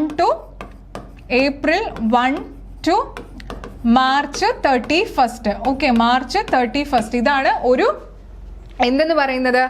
ഇതാണ് ഒരു ഫിനാൻഷ്യൽ ഇയർ എന്ന് പറയുന്നത്. ഏപ്രിൽ 1 മുതൽ മാർച്ച് 31 വരെയുള്ള ആ ഒരു കാലയളവാണ് ഒരു സാമ്പത്തിക വർഷം. അപ്പൊ ആ ഒരു സാമ്പത്തിക വർഷത്തിൽ എന്തെല്ലാം ചെലവുകളാണോ അല്ലെങ്കിൽ എന്തെല്ലാം വരവുകളാണോ സർക്കാർ പ്രതീക്ഷിക്കുന്നത് അതിനെ വെച്ചുകൊണ്ട് പ്രിപ്പയർ ചെയ്യുന്ന ഒരു ധനരേഖയാണ് ബജറ്റ് എന്ന് പറയുന്നത്. രാജ്യത്ത് ഏപ്രിൽ 1 മുതൽ മാർച്ച് 31 വരെയുള്ള ഒരു സാമ്പത്തിക വർഷത്തേക്കാണ് ബജറ്റ് തയ്യാറാക്കുന്നത്. ആരാണ് ഈ ഒരു ബജറ്റ് അവതരിപ്പിക്കുന്നത്? ധനകാര്യ മന്ത്രിയാണ്. ധനകാര്യ മന്ത്രി അഥവാ ഫിനാൻസ് മിനിസ്റ്റർ ആണ് ഈ ഒരു ബജറ്റ് അവതരിപ്പിക്കുന്നത്. ഇന്ത്യൻ ഭരണഘടന ഭരണഘടനയുടെ ഏത് ആർട്ടിക്കിൾ അനുസരിച്ചാണ് രാജ്യത്തിന്റെ വാർഷിക സാമ്പത്തിക ഓഡിറ്റ് അവതരിപ്പിക്കുന്നത്? 112 ഏതാണ് ആർട്ടിക്കിൾ? ഏതാണ്? 112 ഭരണഘടനയുടെ ആർട്ടിക്കിൾ 112 അനുസരിച്ച് രാജ്യത്തിന്റെ വാർഷിക സാമ്പത്തിക ഓഡിറ്റ് കൂടിയാണ് കേന്ദ്ര ബജറ്റ് എന്ന് പറയുന്നത്. ഓക്കെ, രാജ്യത്തിന്റെ വാർഷിക സാമ്പത്തിക ഓഡിറ്റ് കൂടിയാണ് എന്തെന്ന് പറയുന്നത്? വാർഷിക ബജറ്റ്, അതായത് ആനുവൽ ബജറ്റ്, അതായത് ആർട്ടിക്കിൾ 112 പറയുന്ന നമ്മുടെ ബജറ്റ് എന്ന് പറയുന്നത്. അപ്പൊ എന്താണ്? ആനുവൽ ഫിനാൻഷ്യൽ സ്റ്റേറ്റ്മെന്റ് എന്നാണ് പറയുന്നത് കേട്ടോ. 112 ആർട്ടിക്കിൾ 112 ബജറ്റിനെ കുറിച്ച് പറയുന്നത് ആനുവൽ ഫിനാൻഷ്യൽ സ്റ്റേറ്റ്മെന്റ് എന്നാണ്, വാർഷിക സാമ്പത്തിക റിപ്പോർട്ടാണ്. അപ്പൊ ഏത് ആർട്ടിക്കിളിലാണ് ബജറ്റിനെ പറ്റി പറയുന്നത്? ഭരണഘടനയിൽ 112 ആർട്ടിക്കിളിലാണ് ബജറ്റിനെ പറ്റി പറയുന്നത്. ക്ലിയർ ആയിട്ട് മനസ്സിലാക്കുക. ഒരു സാമ്പത്തിക വർഷത്തിൽ സർക്കാർ പ്രതീക്ഷിക്കുന്ന വരവുകളും ചെലവുകളുമാണ് ബജറ്റ്. സാമ്പത്തിക വർഷം എന്നത് ഏപ്രിൽ 1 മുതൽ മാർച്ച് 31 വരെയാണ്. ഭരണഘടനയിലെ 112 അനുച്ഛേദം അനുസരിച്ചാണ് രാജ്യത്തിന്റെ വാർഷിക സാമ്പത്തിക ഓഡിറ്റ് അല്ലെങ്കിൽ ആനുവൽ ഫിനാൻഷ്യൽ സ്റ്റേറ്റ്മെന്റ് അവതരിപ്പിക്കുന്നത്. ആരാണ് അവതരിപ്പിക്കുന്നത്? കേന്ദ്ര ധനകാര്യ മന്ത്രിയാണ് അവതരിപ്പിക്കുന്നത് എന്ന് ഓർക്കുക. ക്ലിയർ ആണല്ലോ? അപ്പൊ നമുക്ക് ഇനി അടുത്തതിലോട്ട് പോവാം. ബജറ്റിനെ നമുക്ക് പല തരത്തിൽ എന്ത് ചെയ്യാം? തരം തിരിക്കാം. വരവ് ചെലവുകളുടെ അടിസ്ഥാനത്തിൽ ബജറ്റുകളെ 3 ആയിട്ടാണ് തരം തിരിച്ചിരിക്കുന്നത്. എന്തൊക്കെയാണ്? ബജറ്റിനെ നമ്മൾ 3 ആയിട്ടാണ് ക്ലാസിഫൈ ചെയ്തിട്ടുള്ളത്. മിച്ച ബജറ്റ് എന്നും അതുപോലെ തന്നെ സന്തുലിത ബജറ്റ് എന്നും കമ്മി ബജറ്റ് എന്നും 3 തരത്തിലാണ് ബജറ്റിനെ ക്ലാസിഫൈ ചെയ്തിട്ടുള്ളത്. മിച്ച ബജറ്റ് അഥവാ എന്താണ്? Surplus budget. മിച്ച ബജറ്റ് അല്ലെങ്കിൽ സർപ്ലസ് ബജറ്റ്. മിച്ചം വരും എന്നുള്ളത് മനസ്സിലാക്കുക. മിച്ചം വരും, നമ്മുടെ കയ്യിൽ മിച്ചം വരും. എപ്പോഴാണ് നമ്മുടെ കയ്യിൽ മിച്ചം വരുന്നത്? നമുക്ക് കിട്ടുന്ന വരുമാനത്തിൽ നിന്നും ചെലവുകളെല്ലാം കഴിഞ്ഞിട്ട് മിച്ചം എന്തെങ്കിലും ഉണ്ടെങ്കിൽ അതാണ് മിച്ച ബജറ്റ് എന്ന് പറയുന്നത്. അങ്ങനെ മിച്ചം വരണമെങ്കിൽ വരുമാനം കൂടുതലായിരിക്കണം, ചെലവ് കുറവായിരിക്കണം, അല്ലെ? വരുമാനം കൂടുതലും ചെലവ് കുറയുകയുമാണെങ്കിൽ നമ്മുടെ കയ്യിൽ മിച്ചം കാണും. അങ്ങനെയുള്ള ബജറ്റിനെയാണ് മിച്ച ബജറ്റ് എന്ന് പറയുന്നത്. അതായത് വരവ് കൂടുതലായിരിക്കും, ചെലവ് കുറവായിരിക്കും. വരവ് കൂടുതലും ചെലവ് കുറവുമായിട്ടുള്ള ബജറ്റിനെയാണ് മിച്ച ബജറ്റ് അഥവാ സർപ്ലസ് ബജറ്റ് എന്ന് പറയുന്നത്. ബാലൻസ്ഡ് ബജറ്റ് അല്ലെങ്കിൽ സന്തുലിത ബജറ്റ് എന്ന് പറഞ്ഞാൽ എന്തായിരിക്കും? ബാലൻസ്ഡ് ആയിരിക്കും, അല്ലെ? ബാലൻസ്, ആ ഒരു പേര് കേൾക്കുമ്പോൾ തന്നെ മനസ്സിലാക്കാം.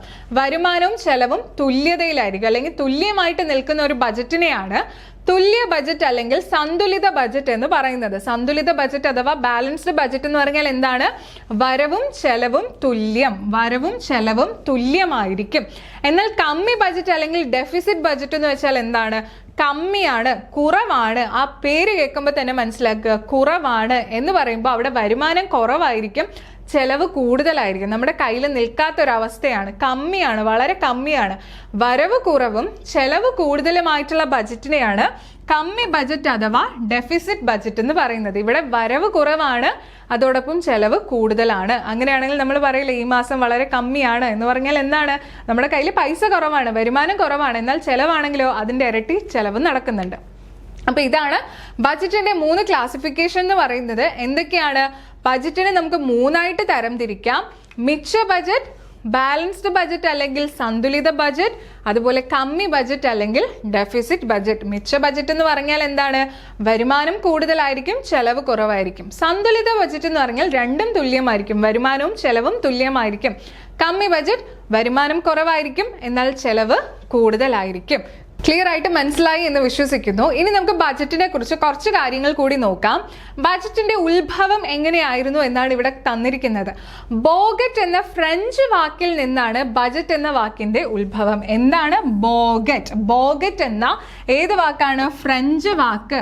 അപ്പൊ ബജറ്റിന്റെ ഉത്ഭവം അല്ലെങ്കിൽ ഏത് വാക്കിൽ നിന്നായിരുന്നു എന്ന് ചോദിച്ചിട്ട് 4 ഓപ്ഷൻസ് തരാം. ഏത് വാക്കിൽ നിന്നായിരുന്നു? ബോഗറ്റ് എന്ന വാക്കിൽ നിന്നാണ് ബജറ്റ് എന്ന വാക്കിന്റെ ഉത്ഭവം. എന്താണ് ഈ ഒരു ബോഗറ്റ് എന്ന വാക്കിന്റെ അർത്ഥം? ചെറിയ സഞ്ചി അല്ലെങ്കിൽ ചെറിയ ബാഗ് എന്നാണ് ഇതിന്റെ അർത്ഥം. ചെറിയ ബാഗ് അല്ലെങ്കിൽ സഞ്ചി എന്നാണ് ഇതിന്റെ അർത്ഥം. സർക്കാരിന്റെ ധനകാര്യ രേഖകൾ അടങ്ങുന്ന ഒരു സഞ്ചി എന്ന അർത്ഥത്തിലാണ് ബജറ്റ് എന്ന പദം രൂപം കൊണ്ടത്. രസകരമായിട്ടുണ്ട് അല്ലെ? എന്താണ്? സർക്കാരിന്റെ ധനകാര്യ രേഖകൾ അടങ്ങുന്ന ഒരു സഞ്ചി. ആ ഒരു അർത്ഥത്തിലാണ് ബജറ്റ് എന്ന പദം രൂപം കൊണ്ടത്. 11ാം നൂറ്റാണ്ടിലാണ് ബജറ്റിന്റെ ആദ്യ അവതരണം നടന്നത്. എന്നാണ് ആദ്യ അവതരണം അല്ലെങ്കിൽ ആദ്യമായിട്ട് ബജറ്റ് അവതരിപ്പിച്ചത്? ഏത് നൂറ്റാണ്ടിലാണ്? 11ാം നൂറ്റാണ്ടിലാണ്. 11ാം നൂറ്റാണ്ടിലാണ് ബജറ്റിന്റെ ആദ്യ അവതരണം നടന്നത് എന്നായിരുന്നു? 11ാം നൂറ്റാണ്ടിലായിരുന്നു. ഇവിടെ പ്രധാനപ്പെട്ട ഒരു പോയിന്റ് ഇതാണ്, സ്വതന്ത്ര ഇന്ത്യയിലെ ആദ്യത്തെ കേന്ദ്ര ബജറ്റ് അവതരിപ്പിച്ച ധനകാര്യ മന്ത്രി ആരാണ്? R.K. ഷൺമുഖം ചെട്ടി. ഒരു മസ്റ്റായിട്ടും ഇനി വരുന്ന പരീക്ഷയിൽ കാണാൻ പറ്റുന്ന ഒരു പോയിന്റ് ഇതായിരിക്കും. ഇന്ത്യയിലെ, അതായത് സ്വതന്ത്ര ഇന്ത്യയിലെ ആദ്യത്തെ കേന്ദ്ര ബജറ്റ് അവതരിപ്പിച്ച ധനകാര്യ മന്ത്രി ആരാണ്? R.K. ഷൺമുഖം ചെട്ടി. R.K. ഷൺമുഖം ചെട്ടിയാണ് ഇന്ത്യയിലെ ആദ്യത്തെ കേന്ദ്ര ബജറ്റ്, അതായത് സ്വതന്ത്ര ഇന്ത്യയിലെ ആദ്യത്തെ കേന്ദ്ര ബജറ്റ് അവതരിപ്പിച്ച ധനകാര്യ മന്ത്രി ആരാണ്? R.K. ഷൺമുഖം ചെട്ടിയാണ്. ബോഗറ്റ് എന്ന വാക്ക് ഫ്രഞ്ച് വാക്കാണ്. അതിൽ നിന്നാണ് ബജറ്റ് എന്ന വാക്ക് രൂപം കൊണ്ടത്. ചെറിയ ബാഗ് അല്ലെങ്കിൽ ചെറിയ സഞ്ചി എന്നാണ് ഈ ഒരു വാക്കിന്റെ അർത്ഥം. 11ാം നൂറ്റാണ്ടിലാണ് ബജറ്റ് ആദ്യമായിട്ട് അവതരിപ്പിച്ചത്. സ്വതന്ത്ര ഇന്ത്യയിൽ ആദ്യത്തെ കേന്ദ്ര ബജറ്റ് അവതരിപ്പിച്ച ധനകാര്യ മന്ത്രി ആരായിരുന്നു? R.K. ഷൺമുഖം ചെട്ടിയാണ് എന്നുള്ളതും കൂടി ഇവിടെ ഓർക്കുക. ഓക്കെ, ക്ലിയർ ആണല്ലോ? അപ്പൊ നമുക്കിനി അടുത്ത ഒരു പോയിന്റിലോട്ട് പോവാം. അപ്പൊ നമ്മൾ പൊതു ചെലവുകൾ എന്താണ്, പൊതു വരുമാനം എന്താണ് എന്നുള്ളതെല്ലാം ക്ലിയർ ആയിട്ട് പഠിച്ചു. ഇനി നോക്കിക്കേ, പൊതു കടം അല്ലെങ്കിൽ പബ്ലിക് ഡെറ്റ് എന്താണ്? വികസന ക്ഷേമ പ്രവർത്തനങ്ങൾ യാഥാർത്ഥ്യമാക്കാനും ഭരണപരമായ വിവിധ ആവശ്യങ്ങൾ നിറവേറ്റുവാനും വരുമാനം തികയാതെ വരുമ്പോൾ ഗവൺമെന്റിന് കടം എടുക്കേണ്ടി വരും, അല്ലെ? ഇത്തരത്തിൽ സർക്കാർ വാങ്ങുന്ന വായ്പകളെയാണ് പൊതുകടം എന്ന് പറയുന്നത്. അപ്പോൾ ഗവൺമെന്റിന്റെ ചെലവുകളെയാണ് പൊതു ചെലവുകൾ എന്ന് പറയുന്നത്. ഗവൺമെന്റിന്റെ വരുമാനത്തെയാണ് പൊതുവരുമാനം എന്ന് പറയുന്നത്. അങ്ങനെയാണെങ്കിൽ പൊതുകടം എന്താണ്? ഗവൺമെന്റ് വാങ്ങുന്ന വായ്പകൾ അല്ലെങ്കിൽ ലോണ്, ഇതിനെയാണ് പൊതുകടം എന്ന് പറയുന്നത്. അതായത് വികസന ക്ഷേമ പ്രവർത്തനങ്ങളൊക്കെ ഗവൺമെന്റ്, സർക്കാർ ചെയ്യുമ്പോൾ ഭരണപരമായിട്ടുള്ള പല ആവശ്യങ്ങൾ നിറവേറ്റുന്നതിന് വേണ്ടിയിട്ടും സർക്കാരിന് പണം ആവശ്യമായിട്ട് വരും. അതായത് പണം തികയാതെ വരുന്ന സമയത്താണ് നമ്മൾ ലോൺ എടുക്കുന്നത്, അല്ലെ? അതുപോലെ തന്നെയാണ് ഇവിടെയും സർക്കാരിന് ഈ കാര്യങ്ങൾ ചെയ്യുന്നതിന് വേണ്ടിയിട്ട് പണം തികയാതെ വരുന്ന അവസ്ഥയിൽ അല്ലെങ്കിൽ ആ ഒരു സാഹചര്യത്തിലാണ് വായ്പ സ്വീകരിക്കുന്നത്. അങ്ങനെ സർക്കാർ വാങ്ങുന്ന വായ്പകളെയാണ് പൊതുകടം എന്ന് പറയുന്നത്. രാജ്യത്തിനകത്ത് നിന്നും പുറത്തു നിന്നും വായ്പകൾ വാങ്ങാറുണ്ട്. ഇവ യഥാക്രമം എങ്ങനെയൊക്കെ നമുക്ക് തരംതിരിക്കാം? ആഭ്യന്തര കടമെന്നും വിദേശ കടം എന്നും തരംതിരിക്കാം. അപ്പൊ സർക്കാരിന്റെ കടത്തെയാണ് പൊതുകടം എന്ന് പറയുന്നത്. ഈ പൊതുകടത്തെ തന്നെ നമുക്ക് രണ്ടായിട്ട് തരംതിരിക്കാം, ആഭ്യന്തര കടമെന്നും വിദേശ കടമെന്നും. എങ്ങനെയൊക്കെയാണ്? ആഭ്യന്തര കടം, വിദേശ കടം. അപ്പൊ ആഭ്യന്തരം എന്ന് കേൾക്കുമ്പോൾ തന്നെ നമുക്കറിയാം, അല്ലെ? രാജ്യത്തിനകത്ത് നിന്നുള്ള വ്യക്തികളിൽ നിന്നോ അല്ലെങ്കിൽ സ്ഥാപനങ്ങളിൽ നിന്നൊക്കെ സർക്കാർ വായ്പ സ്വീകരിക്കുകയാണെങ്കിൽ, വായ്പ വാങ്ങുന്നെങ്കിൽ അതിനെയാണ് ആഭ്യന്തര കടം എന്ന് പറയുന്നത്. എന്താണ് ആഭ്യന്തര കടം? രാജ്യത്തിനകത്തുള്ള വ്യക്തികളിൽ നിന്നും സ്ഥാപനങ്ങളിൽ നിന്നും സർക്കാർ വാങ്ങുന്ന വായ്പകളെയാണ് ആഭ്യന്തര കടം എന്ന് പറയുന്നത്. രാജ്യത്തിനകത്താണ്, ആഭ്യന്തരമാണ്. അപ്പോൾ അകത്ത് നിന്നുള്ള വ്യക്തികളിൽ നിന്നോ സർക്കാർ സ്ഥാപനങ്ങളിൽ, മറ്റ് സ്ഥാപനങ്ങളിൽ നിന്നൊക്കെ ഗവൺമെന്റ് എന്ത് സ്വീകരിക്കുകയാണെങ്കിൽ, വായ്പ സ്വീകരിക്കുകയാണെങ്കിൽ അതിനെയാണ് ആഭ്യന്തര കടം എന്ന് പറയുന്നത്. അങ്ങനെയാണെങ്കിൽ വിദേശ കടം എന്തായിരിക്കും? പുറത്തു നിന്ന്, അല്ലെ? വിദേശ ഗവൺമെന്റുകളിൽ നിന്നും അല്ലെങ്കിൽ അന്തർദേശീയ സ്ഥാപനങ്ങളിൽ നിന്നും വാങ്ങുന്ന വായ്പകളാണ് വിദേശ കടം. നമുക്കറിയാം, IMF-ൽ നിന്നും വേൾഡ് ബാങ്കിൽ നിന്നും ഒക്കെ സർക്കാർ എന്ത് ചെയ്യാറുണ്ട്? പണം വായ്പയായി വാങ്ങാറുണ്ട്. അപ്പൊ അതാണ് ഇവിടെ പറയുന്ന അന്തർദേശീയ സ്ഥാപനങ്ങളിൽ നിന്നും അല്ലെങ്കിൽ വിദേശ ഗവൺമെന്റിൽ നിന്നും ഒക്കെ സർക്കാർ വാങ്ങുന്ന കടത്തെയാണ് വിദേശ കടം എന്ന് പറയുന്നത്. അപ്പോൾ സർക്കാരിന്റെ പൊതു കടത്തെയാണ് നമ്മൾ രണ്ടായിട്ട് ക്ലാസിഫൈ ചെയ്തത്, വിദേശ കടമെന്നും അതുപോലെ എന്താണ്? ആഭ്യന്തര കടമെന്നും. ക്ലിയർ ആണ് എന്ന് വിശ്വസിക്കുന്നു. രാജ്യത്തിനകത്തുള്ള വ്യക്തികളിൽ നിന്നോ സ്ഥാപനങ്ങളിൽ നിന്നോ ആണ് കടം സ്വീകരിക്കുന്നതെങ്കിൽ ആഭ്യന്തര കടമെന്നും, പുറത്തു നിന്നാണ് സ്വീകരിക്കുന്നതെങ്കിൽ, അതായത് രാജ്യത്തിന് പുറത്തു നിന്നാണെങ്കിൽ അതിനെ വിദേശ കടം എന്നും പറയും. ഇത്തരം വായ്പകളുടെ ഉൽപാദനക്ഷമമായ ഉപയോഗം വികസന ക്ഷേമ പ്രവർത്തനങ്ങൾ യാഥാർത്ഥ്യമാക്കുന്നതിനും അതുവഴി വരുമാന വർധനവിനും പൊതുകടം കുറയ്ക്കുന്നതിനും സഹായകമാകുന്നു എന്നാണ് പറയുന്നത്.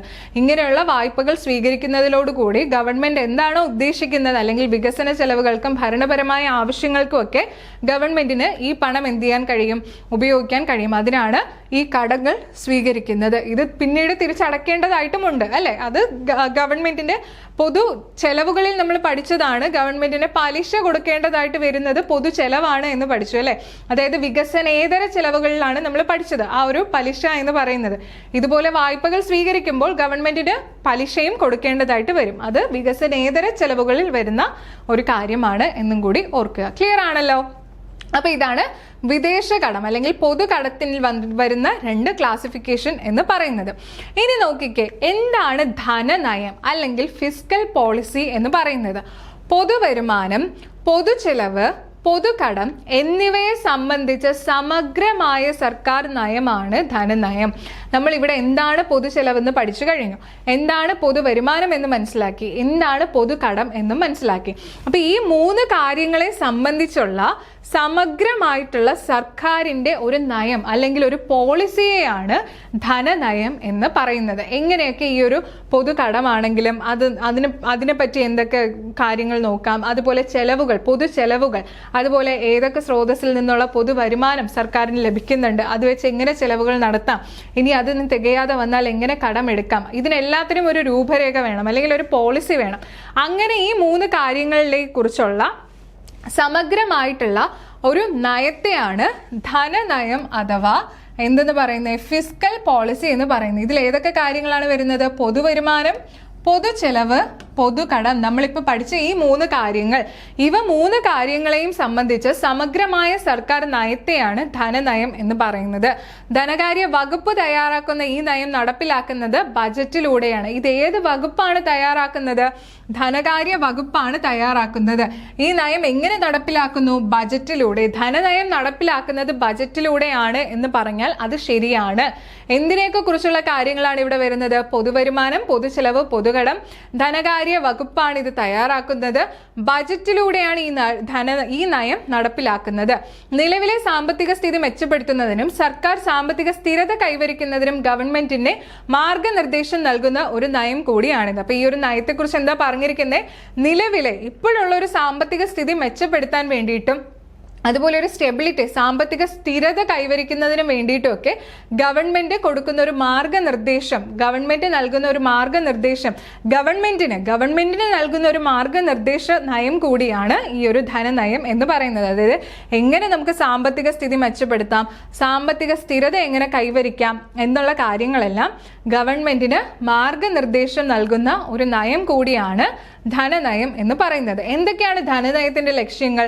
സാമ്പത്തിക വളർച്ച ത്വരിതപ്പെടുത്തുക, അല്ലെ, എക്കണോമിക് ഗ്രോത്ത് ത്വരിതപ്പെടുത്തുക, അതുപോലെ തൊഴിൽ അവസരങ്ങൾ സൃഷ്ടിക്കുക, അധിക ചെലവുകൾ നിയന്ത്രിക്കുക, വരുമാന വിതരണത്തിലെ അസമത്വം ഇല്ലാതാക്കുക. അപ്പൊ ഇതൊക്കെയാണ് ധനനയത്തിന്റെ ലക്ഷ്യങ്ങൾ എന്ന് പറയുന്നത്. ക്ലിയർ ആയിട്ട് മനസ്സിലാക്കുക.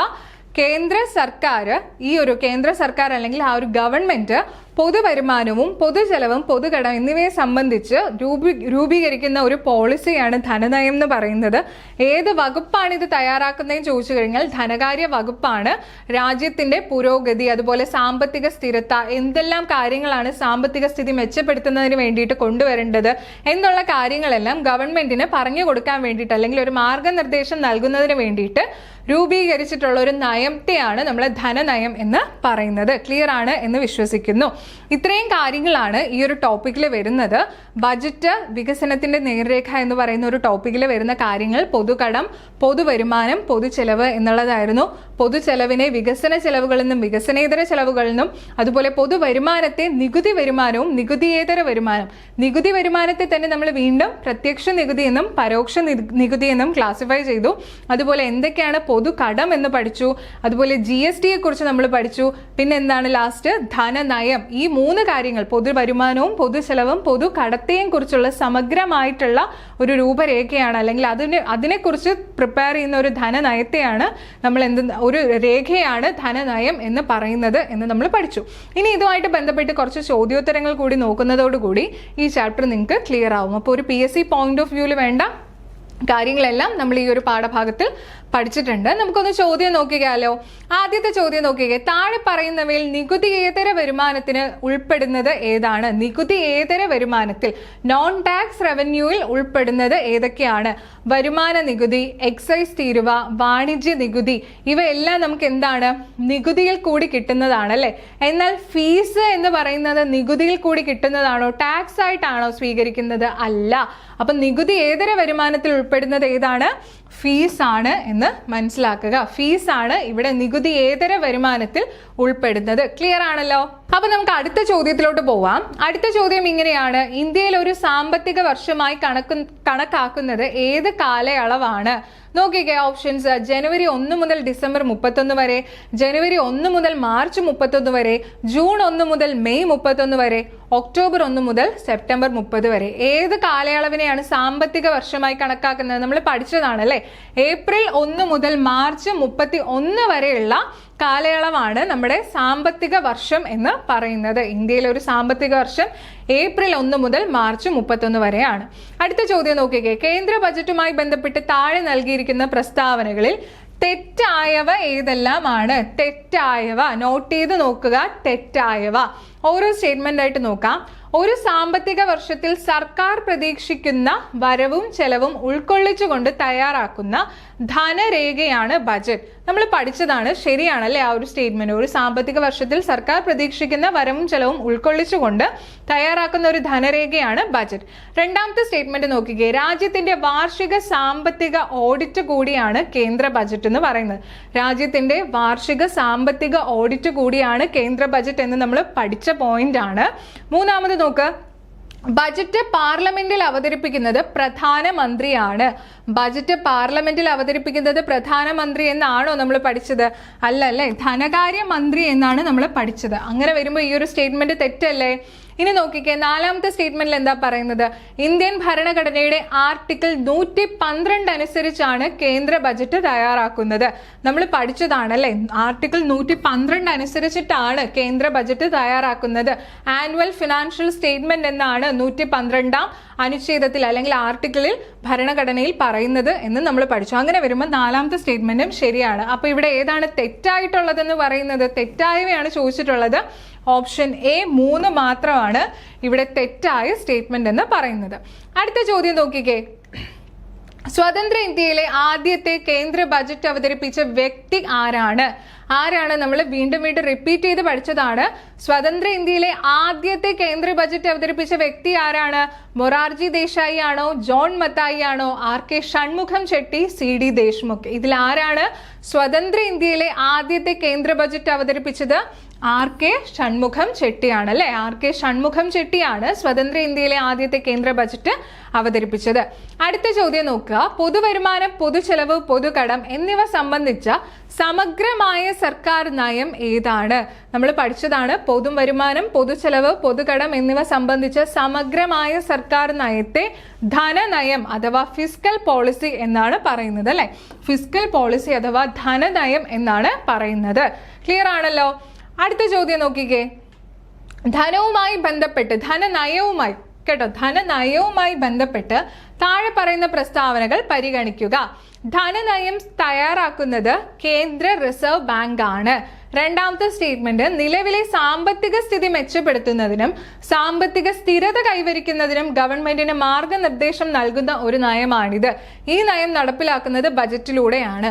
മുകളിൽ നൽകിയിട്ടുള്ള പ്രസ്താവനകളിൽ ശരിയായവയാണ് ഇവിടെ നമ്മൾ എടുക്കേണ്ടത്. ശരിയായവ കണ്ടെത്താനാണ് പറഞ്ഞിരിക്കുന്നത്. ധനനയം തയ്യാറാക്കുന്നത് കേന്ദ്ര റിസർവ് ബാങ്ക് ആണ്. അങ്ങനെയാണോ നമ്മൾ പഠിച്ചത്? ധനനയം തയ്യാറാക്കുന്നത് ധനകാര്യ വകുപ്പാണ് എന്ന് നമ്മൾ പഠിച്ചതാണ് അല്ലെ. ക്ലിയർ ആയിട്ട് കേന്ദ്ര റിസർവ് ബാങ്ക് അല്ലെങ്കിൽ റിസർവ് ബാങ്ക് ഓഫ് ഇന്ത്യ നടപ്പിലാക്കുന്നത് ഏതാണ്? പണനയമാണ് അല്ലെങ്കിൽ മോണിറ്ററി പോളിസീസ് ആണ് RBI രൂപീകരിക്കുന്നത്. എന്നാൽ ധനനയം തയ്യാറാക്കുന്നത് ആരാണ്? ധനകാര്യ വകുപ്പാണ് അല്ലെങ്കിൽ കേന്ദ്ര സർക്കാരാണ്. അപ്പോൾ ഈ ഒരു സ്റ്റേറ്റ്മെന്റ് തെറ്റാണ്. നിലവിലെ സാമ്പത്തിക സ്ഥിതി മെച്ചപ്പെടുത്താനും സാമ്പത്തിക സ്ഥിരത കൈവരിക്കാനും ഒക്കെ വേണ്ടിയിട്ട് ഗവൺമെന്റിന് മാർഗനിർദ്ദേശം നൽകുന്ന ഒരു നയമാണ് ധനനയം. അത് ശരിയാണ് അല്ലേ. മൂന്നാമത്തെ സ്റ്റേറ്റ്മെന്റ് എങ്ങനെയാണ്? ഈ നയം നടപ്പിലാക്കുന്നത് ബജറ്റിലൂടെയാണ്. അതും ശരിയാണ്. നമ്മൾ അങ്ങനെ തന്നെയാണ് പഠിച്ചത്. ബജറ്റിലൂടെയാണ് ധനനയം നടപ്പിലാക്കുന്നത്. അങ്ങനെ ആകുമ്പോൾ ശരിയായ പ്രസ്താവനകൾ ഏതൊക്കെയാണ്? 2ഉം 3ഉമാണ്. അങ്ങനെ ഓപ്ഷൻ വരുന്നത് ബി ആണ്. 2, 3 എന്നിവ മാത്രം. ക്ലിയർ ആണല്ലോ. അപ്പൊ ഇത്രയും കാര്യങ്ങളാണ് ഈ ഒരു ടോപ്പിക്കിൽ ബജറ്റ് വികസനത്തിന്റെ നേർരേഖ എന്നുള്ളൊരു ടോപ്പിക്കിൽ നമ്മൾ പഠിച്ചത്. ക്ലിയർ ആയിട്ട് നിങ്ങൾക്ക് മനസ്സിലായിട്ടുണ്ട് എന്ന് വിശ്വസിക്കുന്നു. ഇതുപോലെ ബാക്കിയുള്ള പാഠഭാഗം കൂടി പഠിച്ച് നമുക്ക് മുന്നേറാം. അപ്പൊ ഈ ഒരു ക്ലാസ് എല്ലാവർക്കും ഇഷ്ടമായി എന്നുണ്ടെങ്കിൽ ലൈക്ക് ചെയ്യുക. നിങ്ങളുടെ വിലയേറിയ കമന്റും ഈ ഒരു ക്ലാസ്സിന് താഴെ രേഖപ്പെടുത്തുക. നിങ്ങളുടെ സജഷൻസ് നമ്മളെ അറിയിക്കുക. അതുമായിട്ട് ബന്ധപ്പെട്ട് പുതിയ നല്ല ക്ലാസ്സുകൾ ഇനിയും വരുന്നതാണ്. അപ്പോൾ ഇതുവരെ നമ്മുടെ ചാനൽ സബ്സ്ക്രൈബ് ചെയ്യാതെ ക്ലാസ് കാണുന്നവരാണെങ്കിൽ ചാനൽ കൂടി ഒന്ന് സബ്സ്ക്രൈബ് ചെയ്യുക. അപ്പോൾ ഇനി അടുത്തൊരു ക്ലാസ്സുമായിട്ട് കാണുന്നത് വരേക്കും താങ്ക് യു.